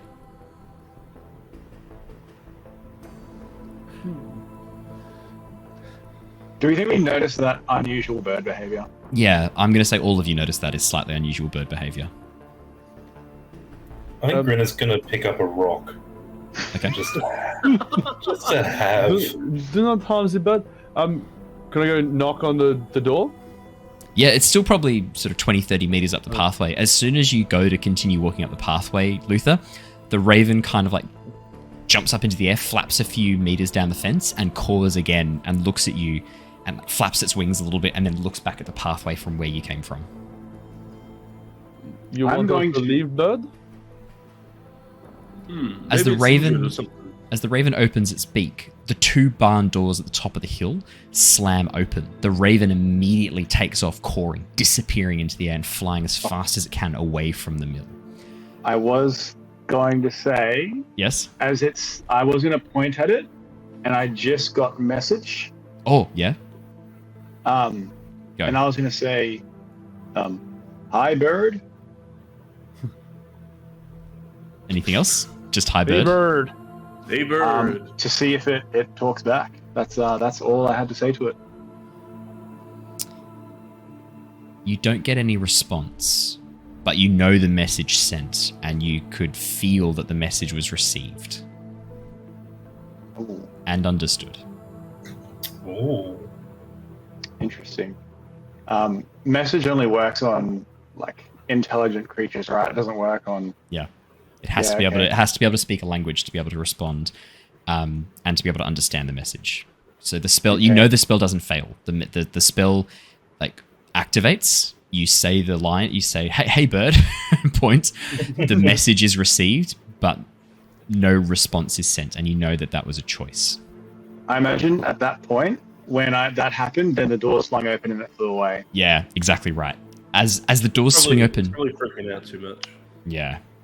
As the doors slam open, you see standing at the top of the very slight incline, sort of like 20-30 meters away from you, pushing the barn doors open and like latching them back, is a much older woman. She looks to be probably in her late 70s, but she is clearly quite strong and quite fit as she pushes these barn doors open. She has braided white hair tucked up very neatly into a braided bun on her back.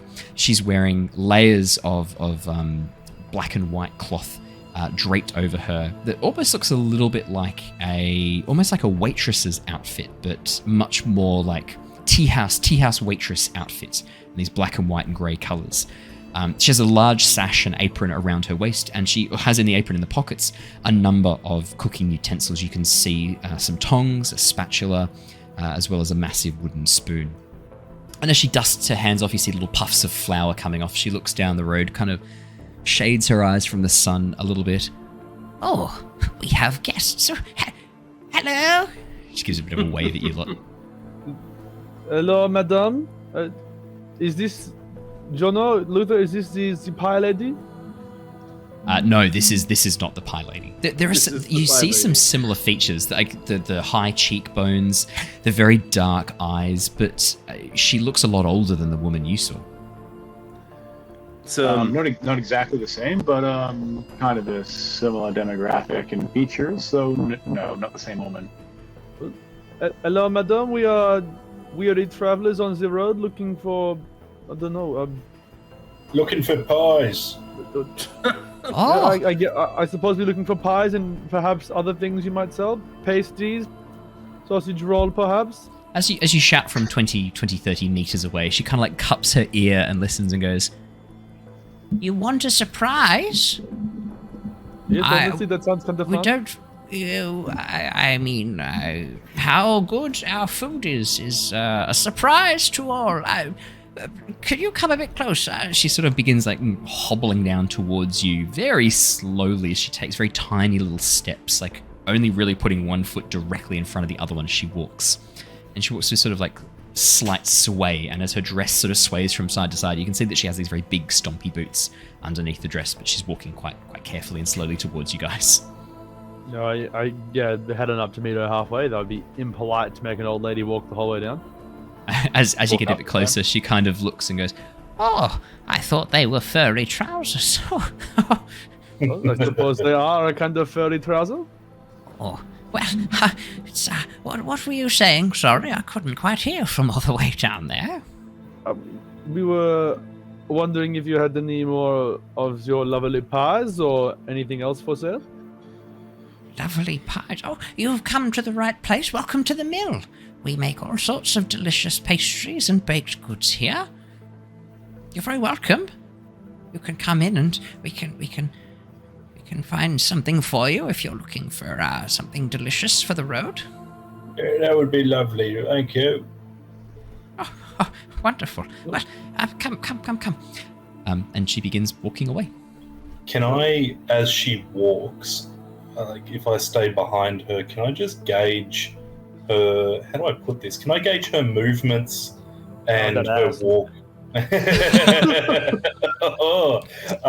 You guys need some more Lysander in your lives. Jesus, some more Lysander. I want to see if she's putting on an act. Like, is she actually this frail? Oh, right. Insight check, please, Grinner. I will. I'll do it as soon as I remember where insight is. There it is. Insight on that ass. Yeah. 10. I mean, it's an all right. It's like for an old woman. No, as you as you watch her sort of move and walk, Grinner, I mean, you don't get the sense this is an act. I mean, as you watch her walk, she very carefully will walk around stones that are slightly uneven. She's very much taking her time. You can see her head's looking down at where she's going. I mean, she seems pretty genuine in what you can see. She seems like a very old woman, just trying to sort of navigate up and down this hill. But as you look around, Grinner, like, there's no way this woman is managing this farm or this building by herself. Like, you would know just from your life experience that operating a mill requires quite a large amount of strength. You would know from your insight check that it's very unlikely that she's the only person here. And you also said everything else, like a lot of the fields were overgrown. Is theirs? No, their fields are perfect, very well maintained, Okay. very well looked after. Yeah. Actually, does anyone have a passive? Does anyone have a passive perception of 16 or greater? No, I'm 15. Just miss out. 15. I'll check Passive Tithla. investigation. Passive perception. No. I'll really quickly check. No. Tithla. Hers might be. Let's have a quick look while Jacob is away. Jacob's just BRBing at the moment. Let's have a quick look. That's the sound the mill makes as it around the. No, nothing. Don't worry. Carry on. I will say, just for like my state of mind, the Luther state of mind. Yeah. Seeing these old ladies, they're meant to be like, carting these like pies to like surrounding towns. I was already skeptical before because like the thing I don't understand is everyone says that Barovia has like so many different nightmarish creatures around and stuff like that. So Yeah. I'm very put off by the fact that it's just like a few elderly ladies out here on their own, no one else here to even look after them. Yeah, well, I They mean, you would go know from on these- Tithla's description that Morgan was probably in her mid-50s. Like, but still, like, very much, as you say, probably not what you would typically imagine as someone who has a high degree of survival likelihood in the That's what I Barovian mean, like, wilderness. why hasn't a vampire spawned? Why hasn't a werewolf already taken them out? Like, that's, to me, I find that weird. So I think Luther's a bit... So you kind of you're on the lookout for something. You're kind of like looking I'm around. weirded out. This is weird. Like, Do you want to roll me a perception or investigation check, Luther, as you begin walking along the road? Okay. Following up with the rest of them. I was going to say rolled a after 2. this. Yeah, no, go Come Tom. on. After figuring out the bird, heard my communication. Luther is always the one who's figuring out the mysteries on our adventures previously. Yeah. I was gonna, like, as we start walking up, just give him a little nudge and say, "Hey, there's a bit of a weird bird just there. I tried to talk to it with my message, and it heard me. That's not a normal bird." Wait, so it registered that you could tell that it at least understood the message. It absolutely understood. It didn't talk back to me, but I know that it could hear me. Not like a silly normal bird. That was not a normal bird. Jonor, just be careful. This is weird. I haven't obviously discovered anything Owen with a 7. It's just everything. It's just as I see it currently. Nothing. Yeah, as you look around, there's a horseshoe over the door. You can see the cart has horseshoes all around it. And there's all these little sprigs of herbs on it. And the cart's empty at the moment. You can see it's opened up and there's no pies loaded onto it. There's a small stable where you can see no horses, just some piles of hay in the corner. Yeah, not much else really. The mill high above you turning slowly. I think with the 7, like, magic does exist. I probably would give them the benefit of the doubt. I'm just a little bit... Well, you're probably with a 7, you're like, wow, I mean, I can't see any weapons. It has to be magic at this stage. Yeah, 100%. Unless they've got some, like, jacked up mage hand like Jonor, which you haven't seen yet, actually. Oh, no, you have. Yes, I should have got that before. When you went to hand the bird seed, yeah, Jonor's mage hand was just, like, pulsing the muscles. Like, yeah, you could see these, like, veins pulsing on its palm as it, like, flew over towards the bird. But no, I'm just, so nothing's standing amiss. I'm just a little bit on guard is all as we go up to the tower.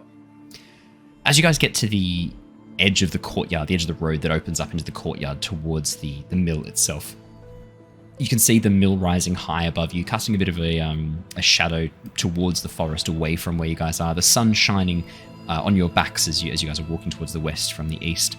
The section of the lower floor here as I described before, is an open kind of like bakery style setup. You can see there is a countertop with shutters that are wide open. Inside you can see there are 2 massive cast iron ovens, very, very much lit. The fire underneath, almost visible from where you guys are, just from the courtyard. And you can see these 2 chimneys that have been chiseled through the back of the windmill, belching this white-grey smoke out the back of the windmill.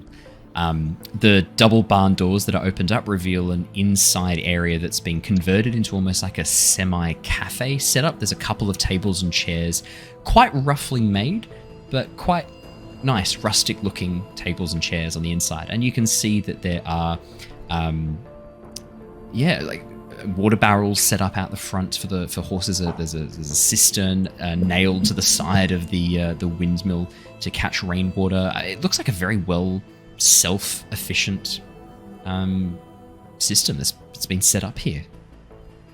And as the old woman leads you to the edge, she sort of like dusts a little bit more flour off her apron. She sort of like turns around. Are you eating in, or is it to go? What can I get you? What do you have? Oh, we make a number of delicious different flavors of our famous Barovian dream pastries. My sister Morgan is out currently with our main cart selling. We have our secondary cart here. We'll hopefully have another batch ready to go fairly soon. If you're patient, you could have some fresh out of the oven. Just so you know, Morgan was almost out of pies when we saw her yesterday, so... Oh, well, happy days indeed. Hopefully we can buy some more ingredients. We're running a little low on some of our staples. Is there anything we could do to help? She gives you a look, Tithla, this very grandmotherly kind look. She sort of looks down at you. Oh, no, my dear, that's okay. We'll be fine. We've got a few more ingredients that we'll source from some of the local farms, and hopefully we can rope in some of the boys from Vallaki to help harvest the fields so that we can get the mill running again. Well, actually, we're just on our way there if you want us to pass a message or talk to anyone. Oh, would you? Oh, of course. Oh, if you could For talk a sweet to old the... thing like you. Oh, if you could talk to the mayor of Vallaki and let him know we need probably 3 or 4 of the village boys to come and help us out bring in the harvest, that would be spectacular. 3 or 4? Those boys are totally becoming pies. Boys. 3 or 4 boys for harvest. I don't know what you're talking about. Is that about. the message? Oh, that's fantastic. They're getting Sweeney Todded so bad. I don't know what you're talking about. I genuinely have no idea what you're talking about. Oh, well, thank you very much. You're such a kind young little lass. How old are you? Well, it's hard to know how many numbers and letters there are, but I'm here. Oh, you are here. She gives your cheek a little pinch. Ow, ow. Do you have any of these pastries that perhaps do not cause you to go to sleep for 8 hours straight and miss the famous Damien? I'm not sure what you're talking about with Damien. He's talking about Damo. Oh, yes. Is he made known by Damo? I don't know this person you're talking about, but unfortunately all our pastries are imbued with very, very wondrous magic that helps you have good dreams and a good night's sleep. Unfortunately, it's part of the baking process. We don't make any mundane goods here. You know, on that note, right, those are very tasty pies. They're very nice. I'd like you've had some. I have, and I would consider myself a fan. I'm touched, thank you. Look, I'd love to have a tour. I want to see the magic in progress, as it were. Oh, I can't show you too much, but if you want to come inside, I can show you the old mill and the ovens in full force. But unfortunately, I can't give away our full secrets. What if you were to go into competitive business with us? And it's a family-run business here. No, we've worked I'm not very good hard. at baking with claws like these. I'm sorry. I do have, She holds up these like arthritic fingers that are like she can't even fully close one of her hands. Oh, you'd be surprised, young one. You little cutie. You don't need to have dainty hands to do baking. Elbows? Are their elbows good? As long as they're properly washed, yes. Elbows are very good. Those ones are definitely not properly washed. I have a few, just an interesting question. What's the, what type of meat do you sort of use? Because I myself did not see any cattle or anything. Do you outsource that sort of thing? We do. No, we get some beef in from far to the north. There's a few farms that still have cows and cattle, but mostly it's local game we use. We have some hunters who help provide us with local game. Do the boys help with that? No, the boys, I just need them to help me bring in the harvest. I wouldn't ask those sweet young boys to head off into the woods by themselves. I'm not some monster. Best to keep those children safe. All the better to eat you. We do not. We don't put our little ones at risk. I'd love that tour if we could have a walk around for what you would. Please come. I'm sure I can show you some of the inner workings with the cafe, but unfortunately, as I said, I won't be able to show you where the magic happens. And as she waves her hand, a few little sparkles come out of her fingers. She does the really wonky shit going on. As she does prestidigitation to give you little sparkles. Bring on the Oompa Loompas. Yeah, right. None of us are getting out of here without a lot of effort. Irina and Ismark kind of like look at each other and look at you guys. I mean, you please feel free to head on in. I think Irina and I will stay out in the fresh air. We don't feel the need to head on inside unless you want us there with you. Well, I mean, we're not your boss. No, we're not your boss, but are you safe out there?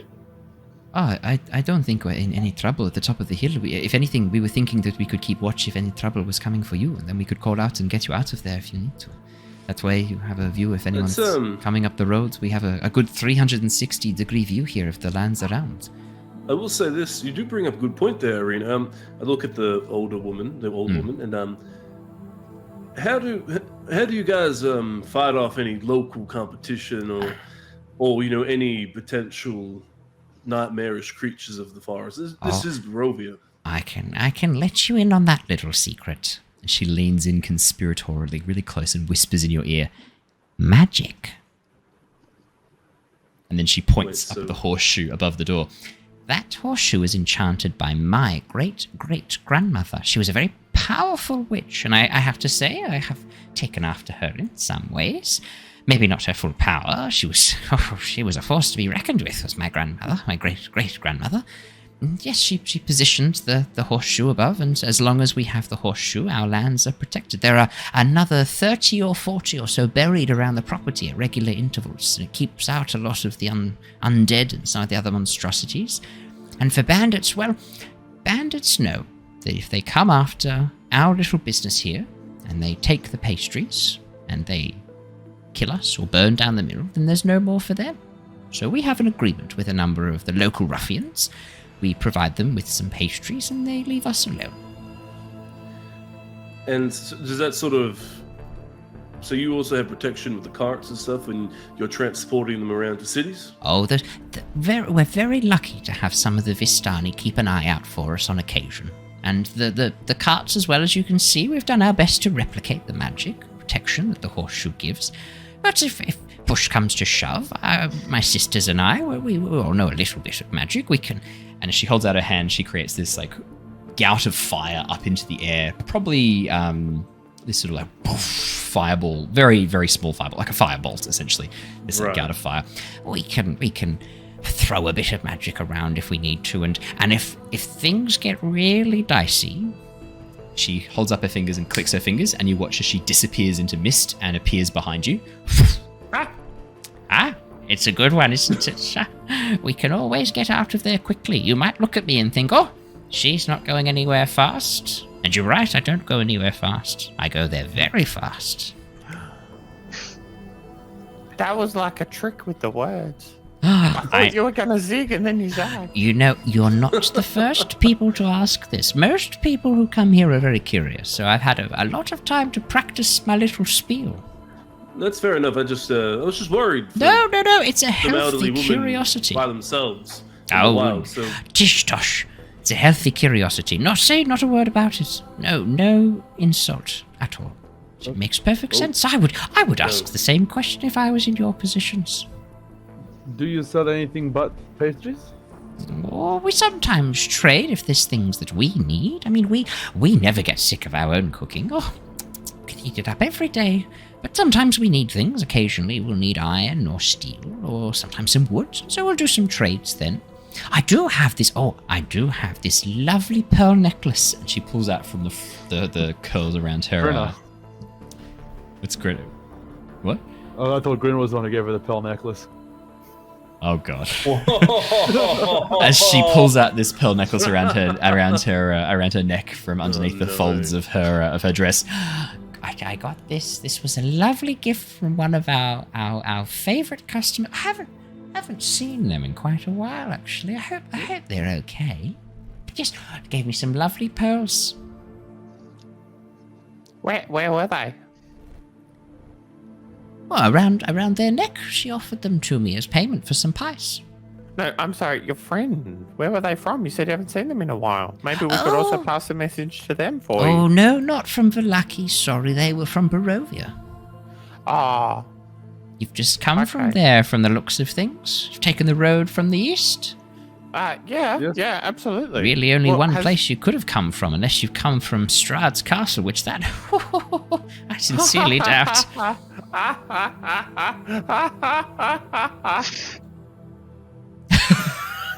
As Tithla deadpans at the end of it. Madam Witch, have you ever been to Strahd's castle? Oh, please, I'm not a witch. I just know a few tricks. Have I been to Strahd? Look at me, I'm still here, aren't I? Clearly not.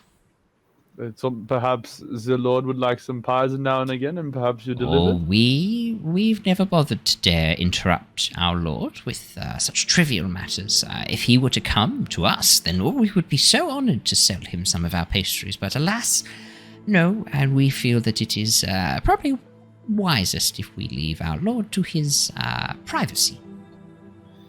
You mentioned that your great-great-grandmother, was it?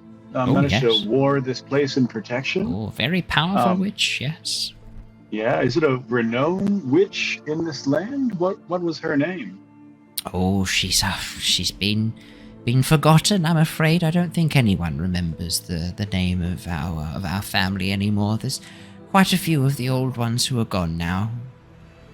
She was known as the Sunbane. Oh, okay, the Sunbane. Yeah, very interesting. I would recognize the name, would I? You've never heard that name before. Yes, Esmeralda Sunbane. Esme for short. Oh, where are my manners? I haven't introduced myself, have I? Oh, I forget my own head next. I'm Effie. Effie, pleasure to meet you all. You too, love. Nice to meet you. I'm Tithla. Tithla? Lovely to meet you, Tithla. Yeah, me and your sister made best friends. Oh, Morgan, I'm guessing. Is there another one? Yes, there's three of us here. But she said that both of the other two were here. Yes, well, I don't know when you met with her. Occasionally the rest of us go out. It's been a while since Bella went out to go do a delivery, but it's not... I think only a couple of weeks ago you might have met Bella, but I'm guessing from your response that it was Morgan. It was Morgan, and you all have such pretty names. Oh, we do. Our mother, God rest her soul, had a way with Lysander names. rest her soul. As you say Lysander rest her soul, she sort of like gives you a bit of a look, but doesn't say anything. All right, well, this has been riveting. How about that tour? Oh, yes, sorry. Oh, sorry, I'm a bit of a scatterbrain, so easily distracted. Please come with me, I'll show you inside the cafe. I'll show you inside the eatery. Please come with me. And you can, if you want, you can have a really close look at the system in here is very menacing. It's great. Yes. I don't know what it is, but whenever anyone says the eatery, it just comes out like that. It's so bizarre. It's the acoustics of the mill, I think. Do you think maybe the horseshoes have something to do with it? It's so weird. Did you hear that? It's like a weird echo in here. Feast on flesh. It's so bizarre. No, none of that happens, obviously. Can you say that word and see if the acoustics...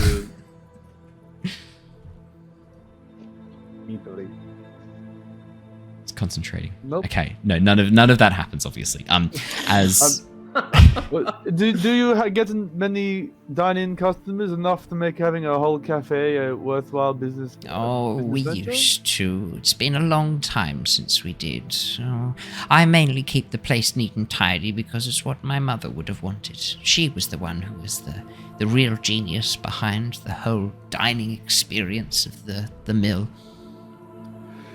But I mean, I thought this land has been kind of shitty for like several hundred years. Oh, just because it's shitty doesn't mean we have to accept that. We can make our own fun. We can make our own lives. And so that's the whole purpose of the dream pastries, to help bring a bit of goodness back into people's hearts and minds.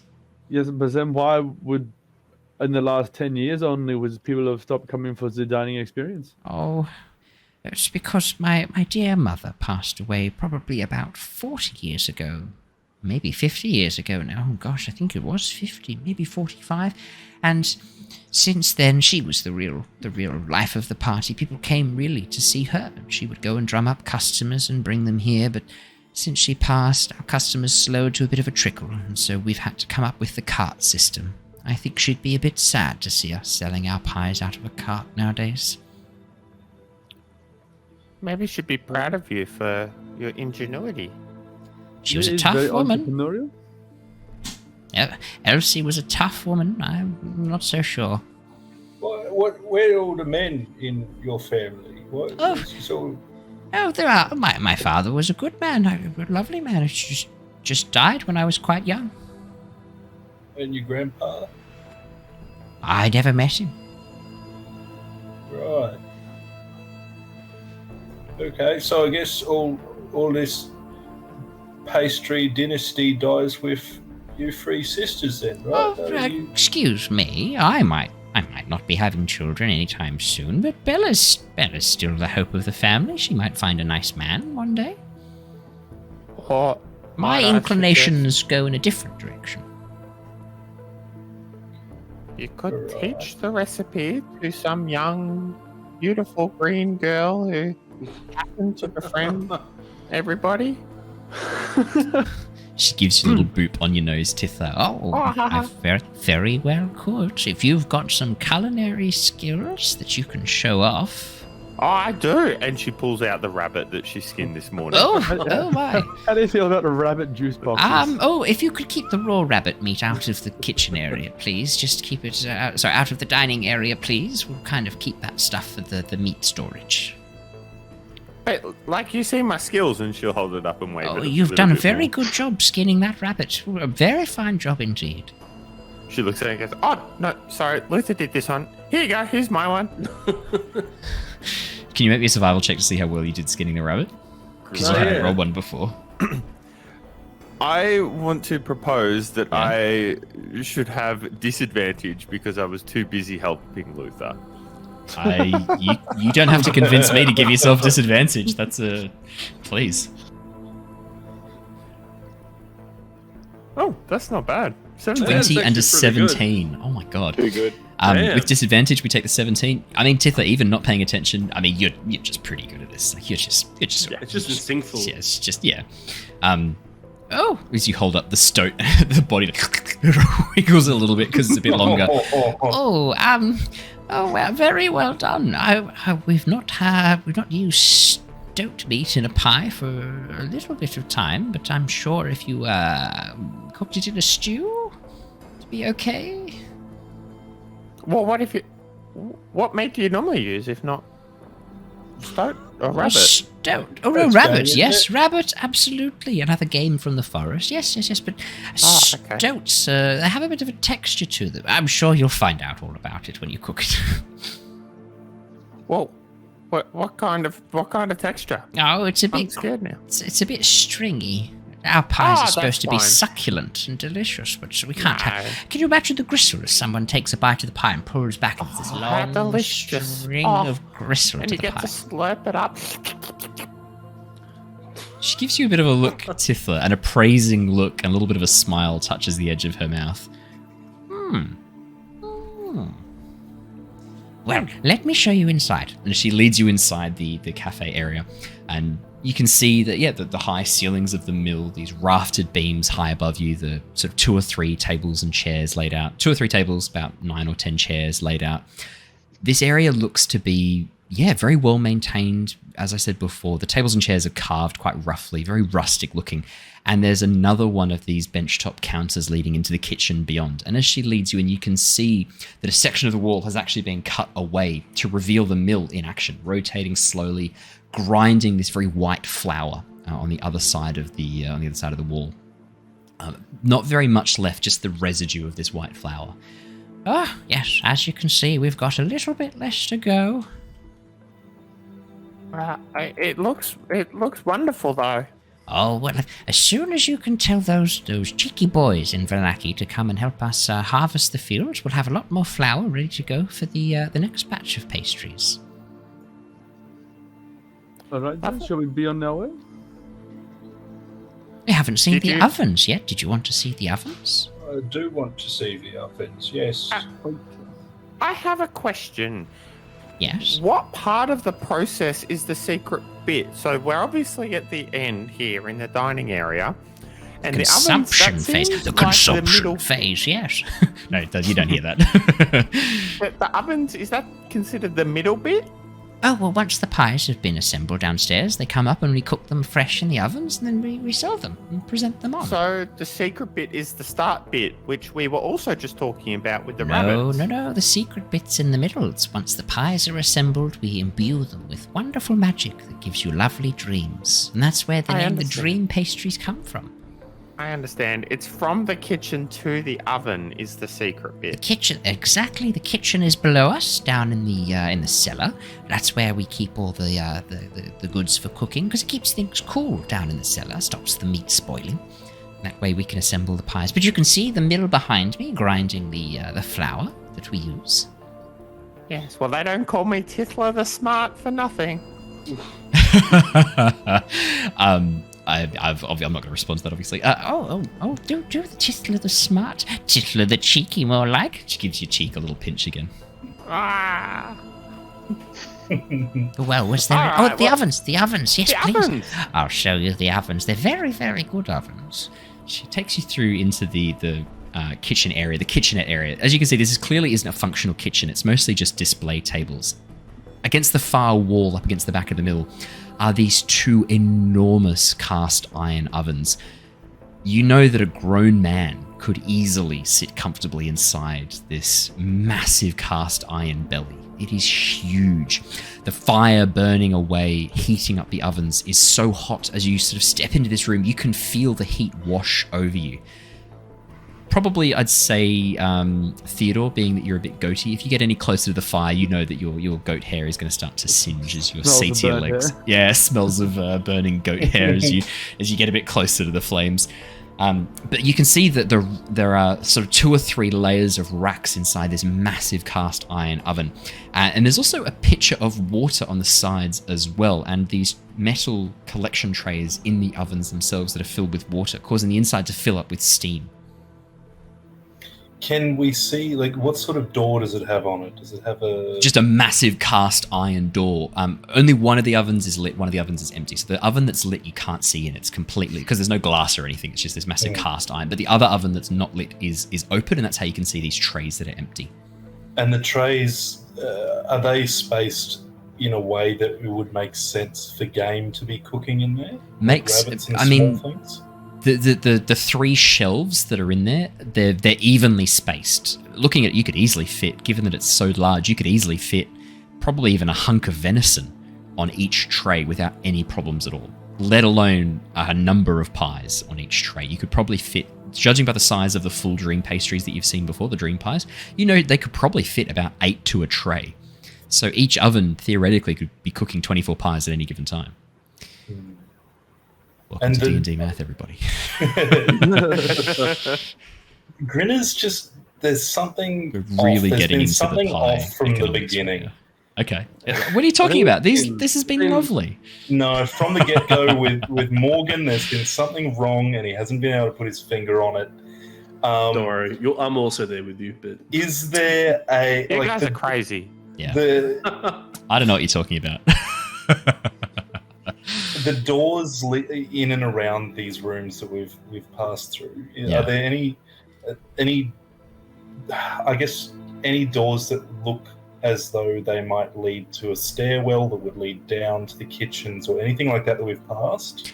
Grinner, in this kitchenette area, right next to the ovens is a curtain covering one of the walls. And that kind of stands out to you because you go, that doesn't make any sense. I know there's no windows here. In fact, you can see behind you the light streaming in from that large open, what's what I'm looking for? The large open, Door? I'm thinking more like the benchtop area. So like an in-out benchtop where you have service platters being handed between. Windowy yeah. thing, yeah. I'm trying to remember the name. Yeah, the windowy Like the thing. pass bar sort of a thing. Thank you, pass bar. Yeah. So there's this large open area that leads to the outside directly with the wooden shutters high above. There's no windows on this side, but there's a curtain drawn over this wall. This very rich, almost like this dark grey black curtain. It's a little bit aged and faded. You can actually see where the end has been patched with a slightly different color grey. Across half of one of the walls. Last question. You go. Well, I was just going to say, last question about the kitchenette. Yeah. Is, what is on the benches? Lots of chopping boards. There's 2 knife blocks with a number of very large knives of different sizes and shapes. You can see there's a few mixing bowls that are empty, stacked in front of a barrel of water.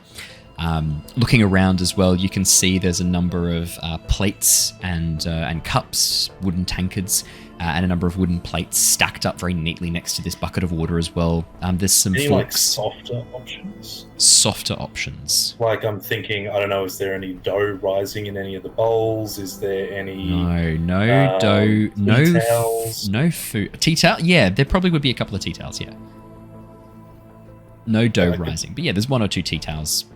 And her apron as well has a tea towel coming out of one of the pockets around her waist. Any standout patterns? Any pretty tea towels?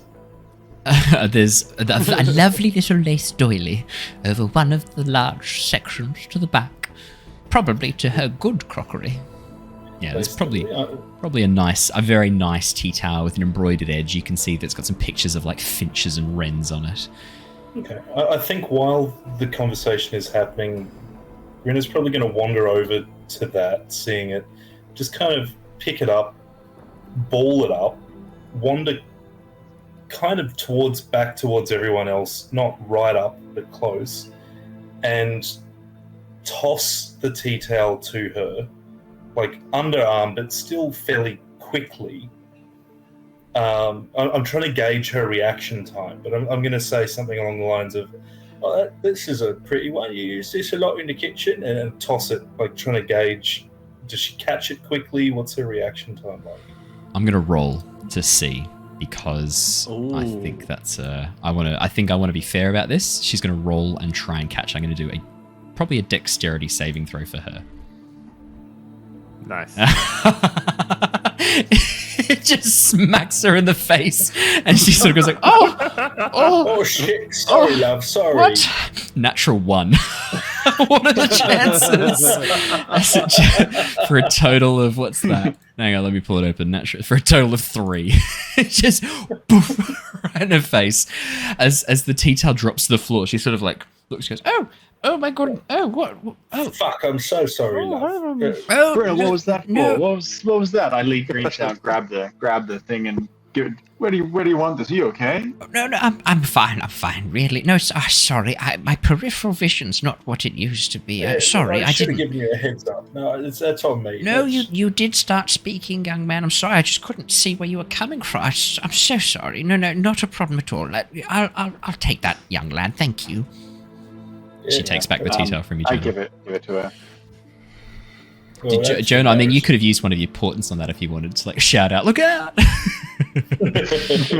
that it would have helped. Crucial moments. Wouldn't have helped. I think you rolled. Even What was a your 4 would have been a better score. What was your portent? Your portent was a 3 and a 4, 2 and 3, wasn't it? I think. Let me have a quick Yeah, look. 3 and a 4. 3, 4, sorry. Yeah, 3 and a 4 wouldn't have helped.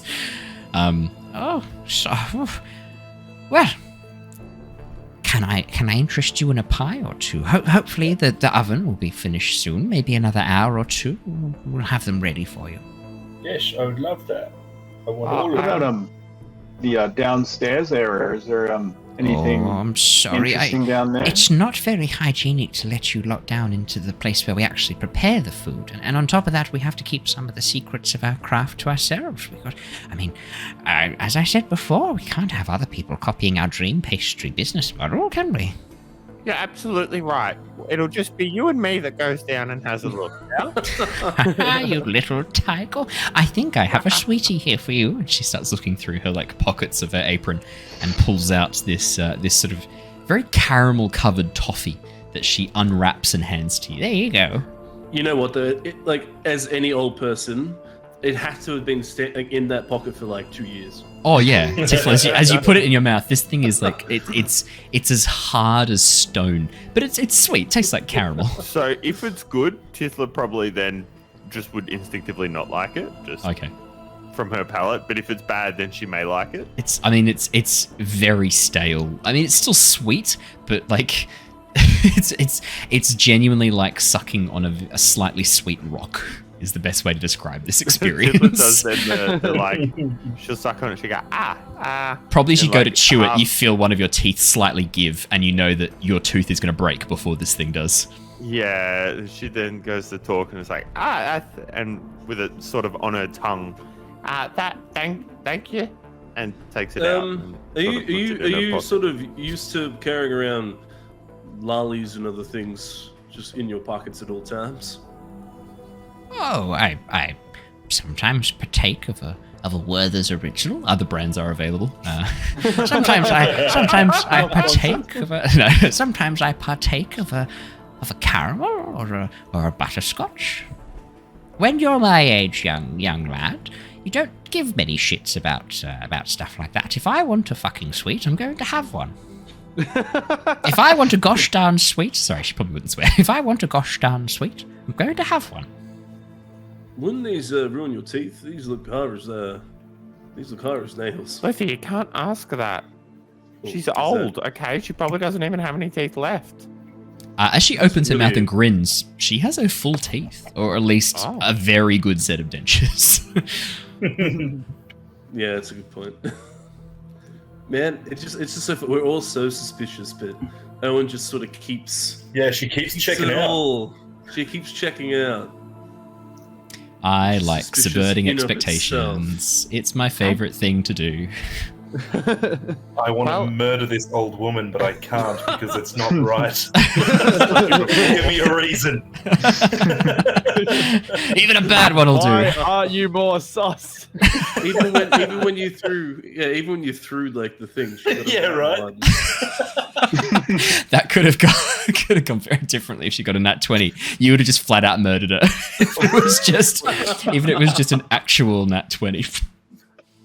Right, is it when we've seen the ovens, we've seen the dining room. Should we buy some pies and? Well, they're get not back going on to be Owen ready Vallaki? for another hour. I'm sorry, the I don't pies know won't that be we can ready wait for a that. while. Sorry, we've only just put them on. That's why I was opening the doors to let Well, the fresh maybe air in. maybe we can just stay here and relax in the eatery. The eatery. Yes, I that's mean, we'd have to stay overnight, and we cannot possibly risk another night on the open road to It's Vallaki. only an hour, though, right? Like, how far, love, is it going to take for us to get to town from here? Vallaki. Oh, if you take the main road, probably about 4 or 5 hours at a brisk pace. And You guys have been was walking it for about. manual? You guys have been traveling for about 2 or 3. Oh, so we would actually have a fair bit of time up our sleeve. So this is almost It's like a little maybe it's like 11 a.m. maybe nearing lunch. Yeah, given you Yeah. guys took a while to pack up and leave camp because Tithla was sort of like trying to hang Chucking a around hissy and fit. keeping it An going hour for and as long as 40 possible. minutes? Yeah. An hour and 45? Yeah. Is it least Actually, no, amongst Tithla? I think Damien did say he was coming back this morning. I'll catch up. No, I was joking, Tifley. He's not there. He said he would meet us in Vallaki? He said maybe Vallaki. He didn't say that either. I apologize. He said he will see you soon. Just flat out lying. Luther, I'm very confused. I don't know if you noticed, but I've gone through a loss recently. So I'm still grieving. I mean, honestly, like I have been pretty upfront. You just keep taking it a different way. I'm sorry that I'm a trusting person. I'm sorry, you probably wouldn't even say I'm a person. I'm a goblin. Rah! Oh no, he doesn't mean that. He's just, trying to give some of the hard love, or maybe you can interpret, these messages if they're direct. They could be. Sorry, Jonor, are you telling me that I'm interpreting it this way? I'm saying that you need to consider. Is this after you tried to buy me? Well, I'm trying to. You gotta don't bite the hand that feeds you. I'm trying to give you some good knowledge right here. It isn't good to buy kids, and then I look at the hag. Excuse me. Who do you look at? Who do you look at? I have a quick. How dare you call me a hag? Who do you look at? I have a quick cursory glance just to throw it out there. I mean, you guys have been talking about random stuff. You can see that Effie's kind of absent-mindedly unwrapping another butterscotch and looking at it and picking lint off it. Okay. She's not really paying attention to you guys. I mean, you've started talking quite quickly. You're not talking to her. Your voices aren't loud enough for her. She's kind of switched off a bit. She's just picking lint off this toffee. Okay. All right. Do we want to go, or do we want to stay here for some pies? You're welcome back whenever you want. Remember, we're just a short trip, half a day's journey from Vallaki. I think we should probably get on the road to Vallaki, and then if we want to come back for pies later, we can come back for pies later. Look, I want pies now. That's my vote. I want pies. I think you've had enough pies. Hey, wait, didn't you have my slice as well? You're becoming something of a pie addict, and look, you'll fall asleep. They are very Moorish. I will ask hey, these pies obviously, look, let's not beat around the bush. They have magic imbued in them. Yes. Do people tend to... I think we're upfront about that. She also said that magic dream pie. Do people tend to get quite addicted to these pies? And I keep them more on the hush hush, so Grinner doesn't hear that. Oh, you do? Okay, she leans in and goes, well, I mean, they are very Moorish. You said that. Okay, yeah, cool. I think our friend has a bit of a problem. Well, I tell you what, a young man with the lovely scar across his neck. Oh, yeah. I think if you're happy to wait up here for a moment, we might have a pie downstairs. Let me go and have a look. I'll see if Bella can rustle you up a pie. Would that be okay? Yeah, I'd love that. That'd be good. Wonderful. I'll be right back. She heads over, pulls back the curtain, revealing a large wooden door with cast iron banding and a large lock. She reaches into one of the pockets, pulls out a massive key, turns it in the lock. The door opens. She closes the door behind her. You hear a shunk as a shutter drops down, and then she disappears below. I'm walking straight to that door. Okay, you walk to the door. What falls down as well? You hear a thunk from behind, from probably a crossbeam being put down behind the door, or the lock re-engaging. You're not sure which. That's a lot of security for just something where they make the pies. Feels like you're really fishing for an excuse to get downstairs. What do you mean? I just want pies. He just really wants pies. Tifla, come here, love. Quick, get over here. Look at this. As you turn, you see Tithla is standing in the open off oven saying, "Look, you can fit a whole person in this one." Are you in the oven, Tithla? You're only about half. Tithla, can you please roll me a... Probably it's going to be a perception or investigation check. Fuck. Oh my god. And also, can you roll a new character? I'm going to do a perception. The oven suddenly breathes in, and you are sucked into the oven as the door slams shut. The fire lights underneath, and soon the smell of delicious cooked meat fills the kitchen. No, none of that happens. 20, Tithla. The oven smells good. That was too real, Owen. That was too real. The oven smells good. You can tell that even though it hasn't been lit probably for a little bit, like it must have been used fairly recently because it smells delicious. You can see that a lot of the wood down the bottom and the charcoal is still a little bit warm. And yeah, as you lean into the oven, Tithla, you can still see that there's a couple of pie tins, empty pie tins at the very back, which have been stacked up. Probably they'll be removed and new pie tins placed in when the pies are ready to cook. The door handle itself, as you'd expect, is a simple handle with a latch that can only be opened from the outside of the oven. The legs that it stands on, these sort of 4 clawed feet made out of this iron, this very dark banded iron, probably because it's covered in a layer of charcoal from many, many years of use. Hold the oven slightly off the ground, and you can see there's a few air vents underneath and to the side to pull in air as the fire burns to keep that heat nice and consistent. And you can also see at the very top the chimney that leads up and worms its way through the masonry outside the mill. You can see there is decades of black soot scoring the top of the chimney. And that's what you see with a 20 perception. This is a great oven, very solid. Everyone, come and have a look. This is quality material here. Yeah, look, Tithla, I'll come have a look in a minute. Just get over here, would you? Oh, okay, sorry. We can look at the oven in a minute. Hey, Luther. I have a bit of an idea, and what I want to do is to get what she's thinking, and I point over to the direction that she went. Can you ask her about this? If the wildlife is weird around here, and I just want to see if I can channel into what she's thinking at that exact moment. I'm gonna cast a spell to try to figure out what she's thinking. No problem. I'll ask. I'll say, hey, have you guys noticed that the wildlife is quite weird around this part? I'll say something like that.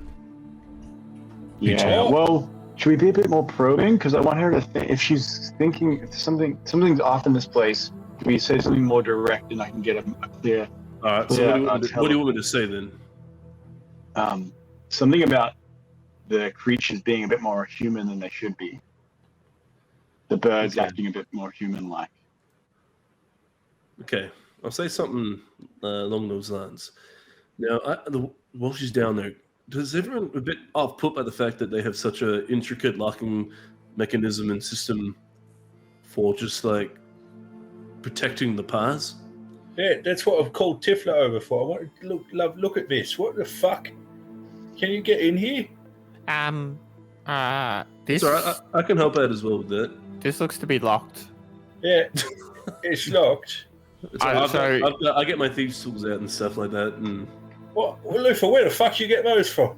I've had these for ages. You know me. Like, he's actually like I got a +6 in sleight of hand, so like I'm adept at like getting into locks. Grinner, this door's locked. That means that they don't want people to go in. Yeah. Where have you ever listened to that? Well, all the time. She's gone down the stairs. Close the door behind her. I will say this though, Grinner. Even if I could pick this lock, like it sounded like they put down a wooden beam or something behind it. So yeah, well, all right, get your sword in the crack, lift it. Look, I want pies, and if she's got one down there, there's got to be more. Wait a sec. Are you suspicious at all, or you just really want this pie? Well, I mean, look, she's not giving me a good vibe, but she's not giving me any reason to not trust her. And I want the fucking pies. But more importantly, she's not giving me a fucking pie. Grinner, I think it might be best if you ease up on the pie. Like, I think it's best if you just ease the fuck off, goat. Wait a second. Look, you have fallen asleep on 2 watches now, only one of which was pie related, so I'm thinking perhaps the pies is not a good mix for you. Oh, yeah, I'll eat your pants while you sleep.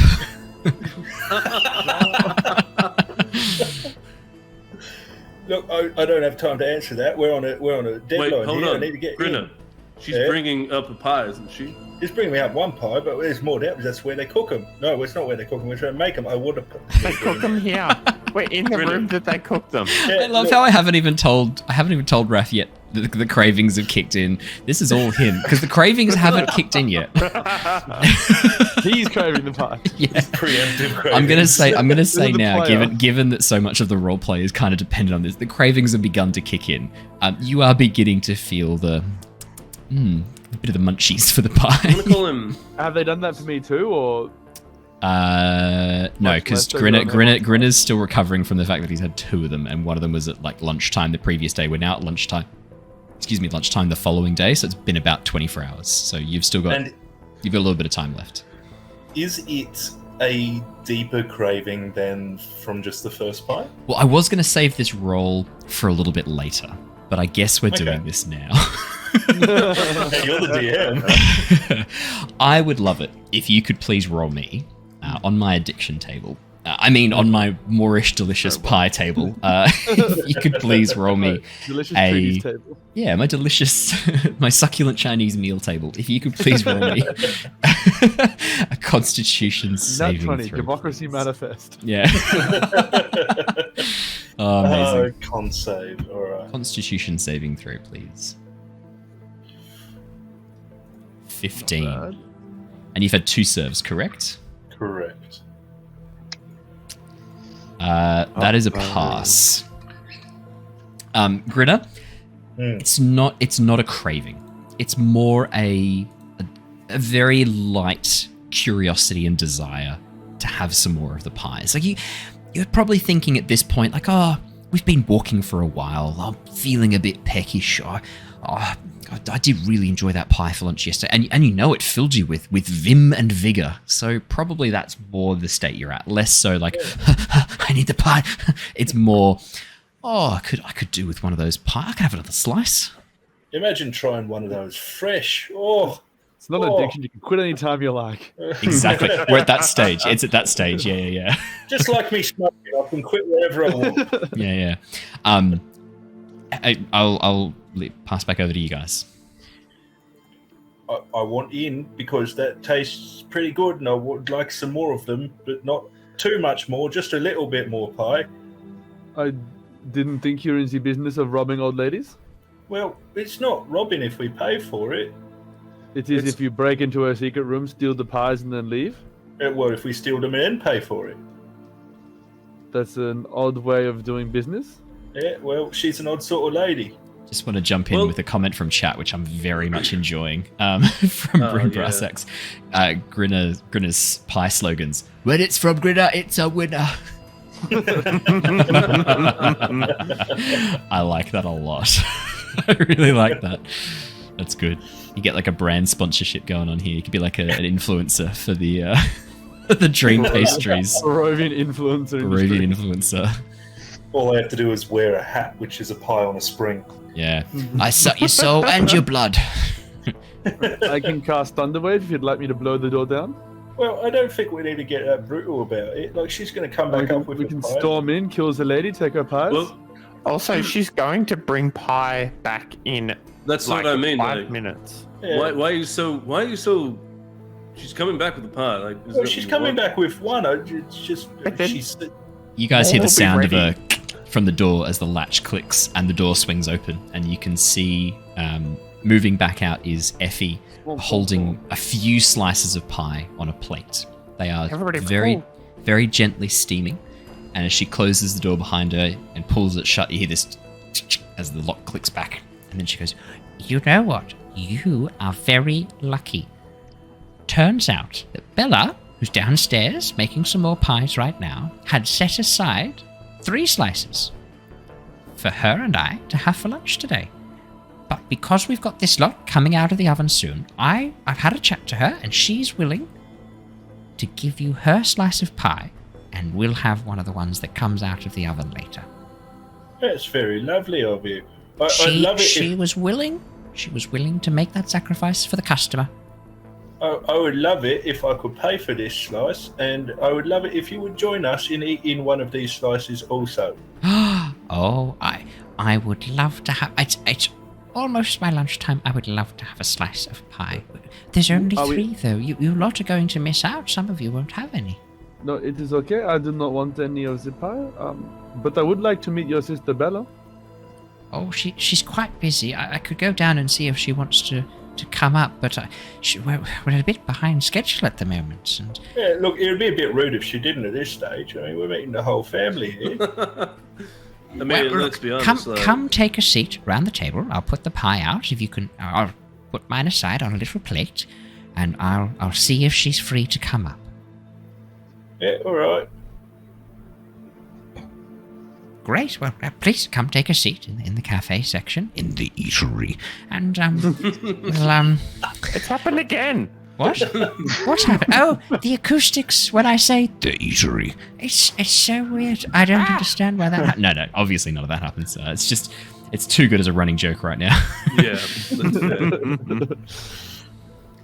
Yeah, all right, off we go. There's pie.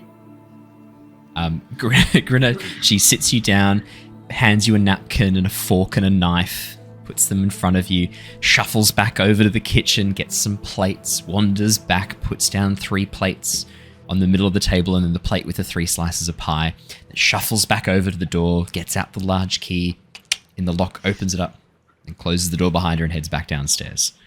Do you start eating the pie or do you wait? Oh, sorry, Tom, you go. Tom?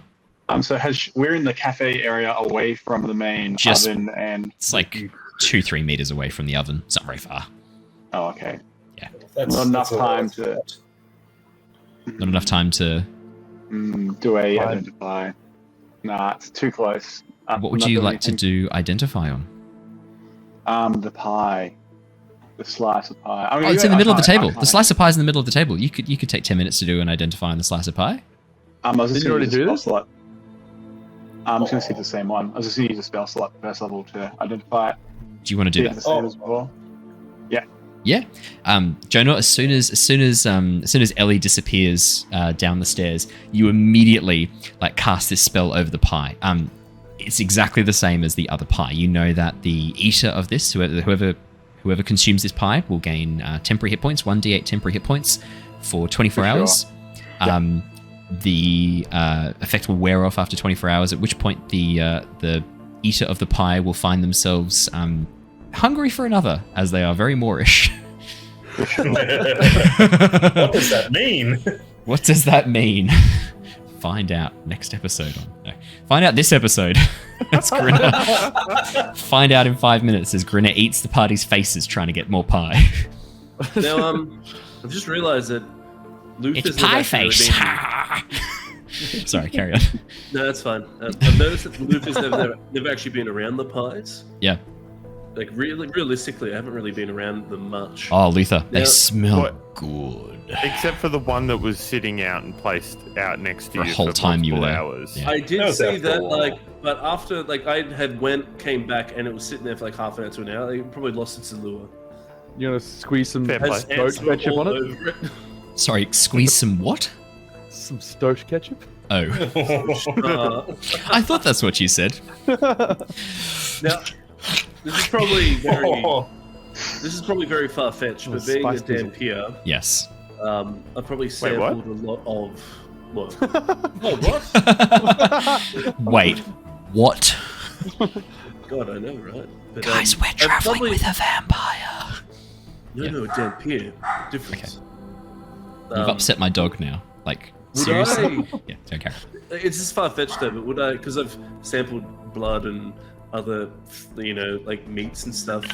Would I could I potentially try a little bit of the meat, and would I be able to pinpoint potentially some form of origin? It's pretty far fetched, but I'll just throw it out. As you look at the meat in the pie, it looks like a very, very rich, thick cut of meat. The gravy around it is this very rich, very almost like golden brown color. You can see there's a number of herbs, probably some pepper sprinkled on the top of the flaky golden pastry. You sort of pick up one of the forks, reach forward, stab a particularly chunky looking piece of meat with a little rim of fat around the edge, put it in your mouth and have a bit of a chew. Oh, it tastes, it's so heavily spiced. It tastes delicious. Could you please make me, what kind of check would it be to determine what kind I of... will say though, as well quickly, even though it tastes awesome, I probably am a bit off with the pastry, so I probably will... I'm assuming you've I guess it dodged the was like pastry wine and just tasting? pulled out a bit of meat. Okay, I'm yeah, assuming, okay, yeah. we'll do that. Cool. I figured. Alright. Yeah, what would be the best stat to have you roll to determine the flavor? I'm going to say probably...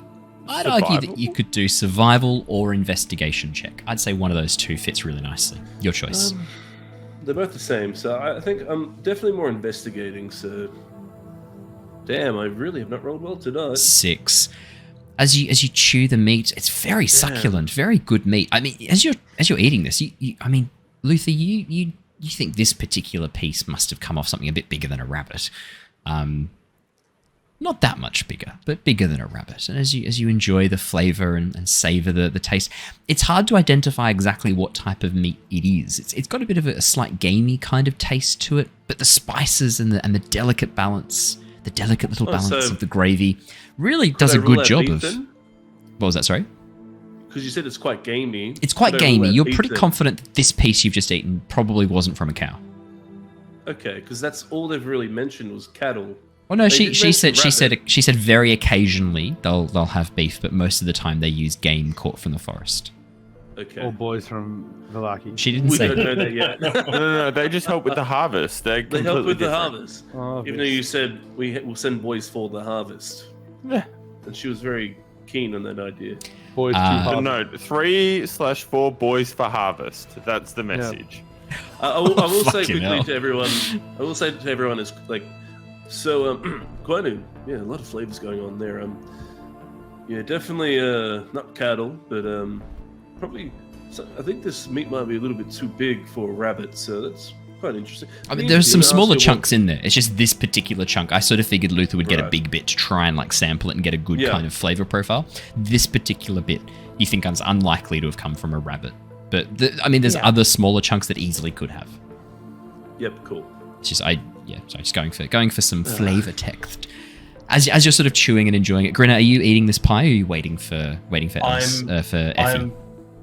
I am waiting, but I'm also, because it's not coming on too strong at this stage. Yeah. Grinner's thinking very hard about just locking the door that she just went down behind her from the outside. Trapping her in the basement. Why is Grinner thinking of doing? Puts the lotion on the pie, or else it gets the Why is Grinner thinking of doing? Well, okay, so Raph's thinking it. Grinner's not. What's Grinner thinking of doing? I know all of you are itching to fucking fireball this old woman, but your characters. It's so murderable. It's just so murderable. That's why I think that's why nothing's really transpired yet, because we're all sticking to like the meta side. I'm really proud of you for playing as your characters. Look at us go. I'm really proud of you. That's what this is all about. Come as on, you guys I hopped in an oven. Yeah, it's true. That's so true. That's what Tithla would do, though. Yeah. As all of you are sort of sitting around, Jonor just finishes casting the spell. You hear the door open again, and you see Effie step out, and from behind her is a younger woman, probably in her mid to late 20s. But she is stunningly beautiful. Long, dark hair, tied back in this very beautiful, intricate braid with these 2 loops coming down with feathers tied into them. You can see that she has the very high cheekbones that Morgan and her sister Effie have, but she is stunning to look at. Very, very dark, almost stormy eyes, dressed in a very simple tunic tied back with a large apron around. You can see the apron has a few sort of like red stains on it. And you can see there is a sheath attached to the apron with a knife locked in leather. And as she sort of comes up the stairs and dusts a bit of flour off, she gives you all a large, broad smile showing off these white, pearly teeth. She smiles and goes, "Oh, it's so lovely to see you're all enjoying my cooking. I'm Bella, by the way. Hi."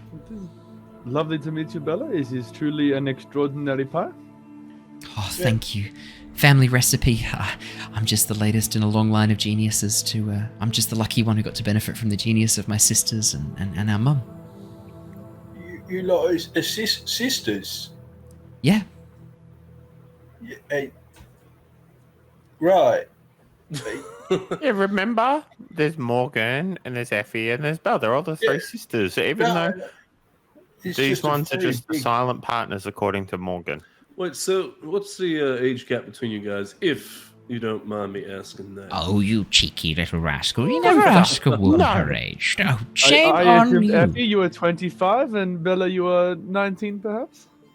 Oh, stop it, you. Oh, You little cheeky charmer. Cheeky little goat. At this point, when the question would Jonor know much about witches or hags? Jonor, why are you thinking about them? Do you want to roll me an Arcana check? Do you want to roll me an Arcana check, Jonor? I mean, she also said the word I'm witch trying to- 18 times. She did say witch earlier. 21. Jonor, you know that there are a number of spellcasters, not all of whom use the title witch. Witch isn't a gendered term. Witch and wizard are kind of two separate things. Wizards are those who study the arcane. Witches are those who study the natural magics. They tend to be much more studying the natural magics of the world.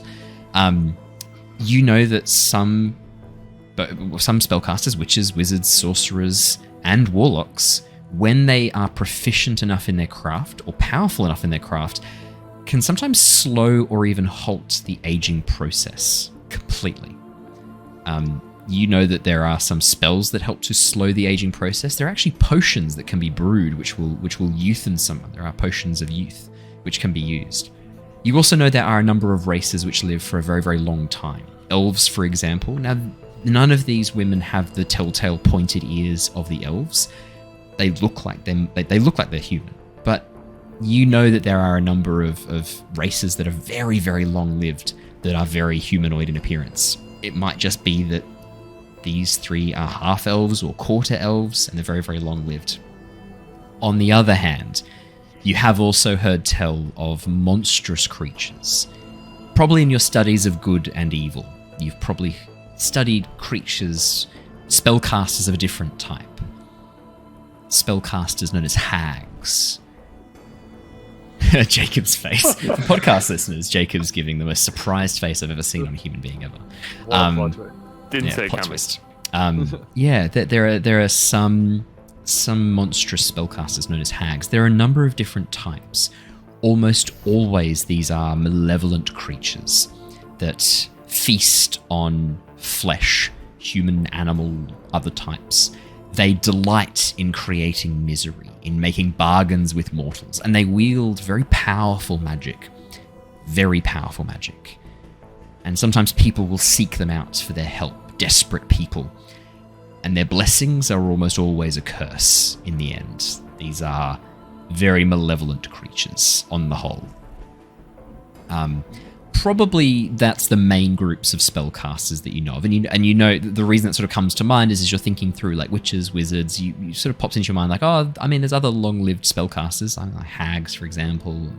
Yeah, there's lots of spellcasters that can be very, very long-lived. So the cursed gifts, that does seem like pies. There's the long-running family, the history. There's all the ritual, the like items that are warding the house. All those things start to raise suspicion along with the bird. So when the idea of them thinking about what their age is like, I'm actually kind of curious what their age is. And I'm going to put my hand up to my head and like cast detect magic. And as I'm doing that, I'm touching my head to try to then like point at them and then try to figure out what her thoughts are. Are you casting this as a ritual or as a spell slot? No, I'm using this as a spell slot. Really slow one. Yeah, a 10-minute where he has to say incantations and like sign things in the air. Jonor, could you first off make me a stealth check to see how stealthy you are at casting the spell? Yeah, that's what I was about to say, because Jonor started talking and it reminded Luther to ask a question. So I imagine natural one. Whoa, I say it louder than.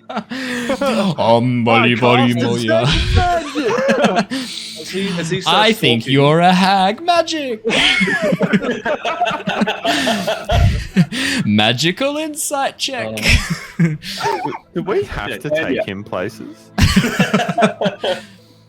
So that's what happens. Okay, so as Jonor starts talking and asking some questions, That's when It doesn't even ask makes me questions. think about Jonor it. just immediately starts speaking in like this arcane language, and he watches his hands begin signing these arcane runes in the air, just really obviously, just flat out. Like he waits until they are like they've made eye contact with him, and then without blinking, he starts going like,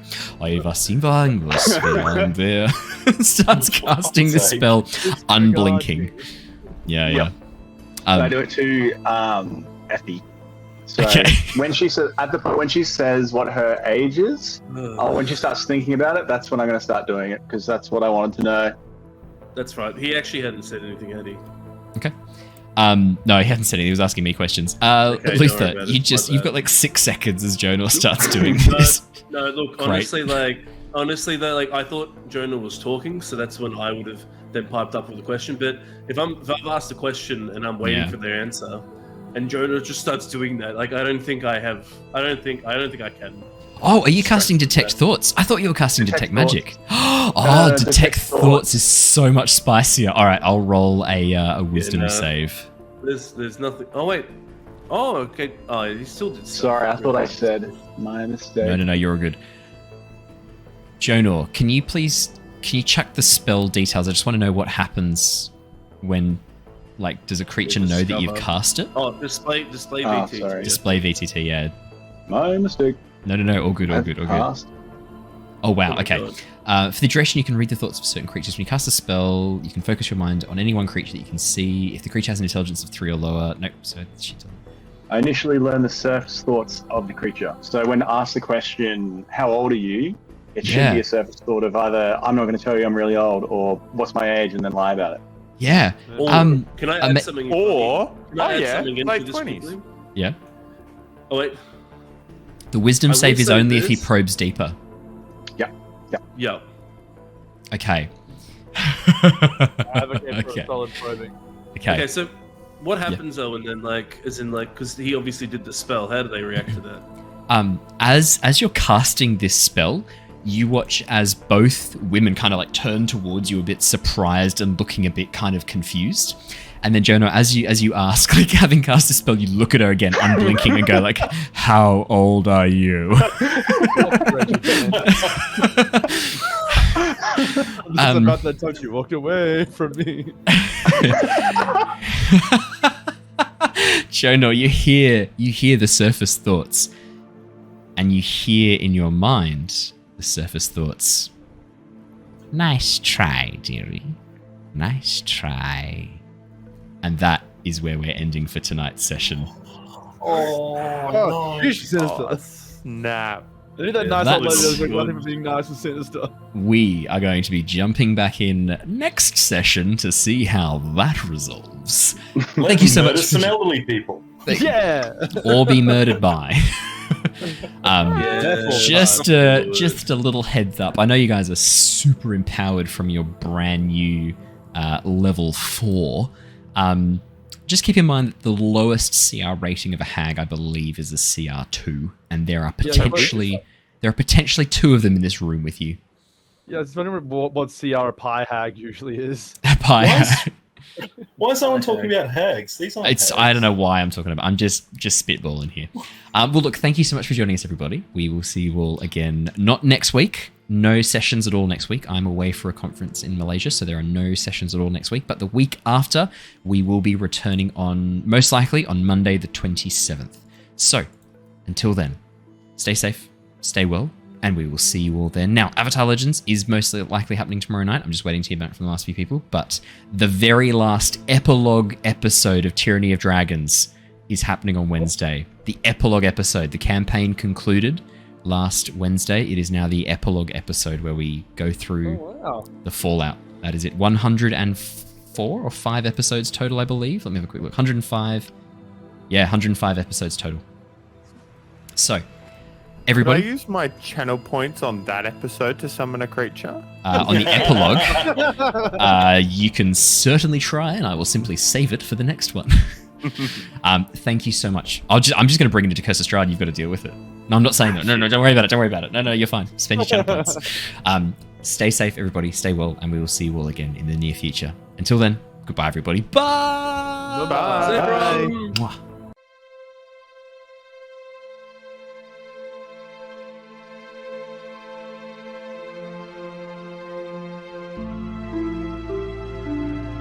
you.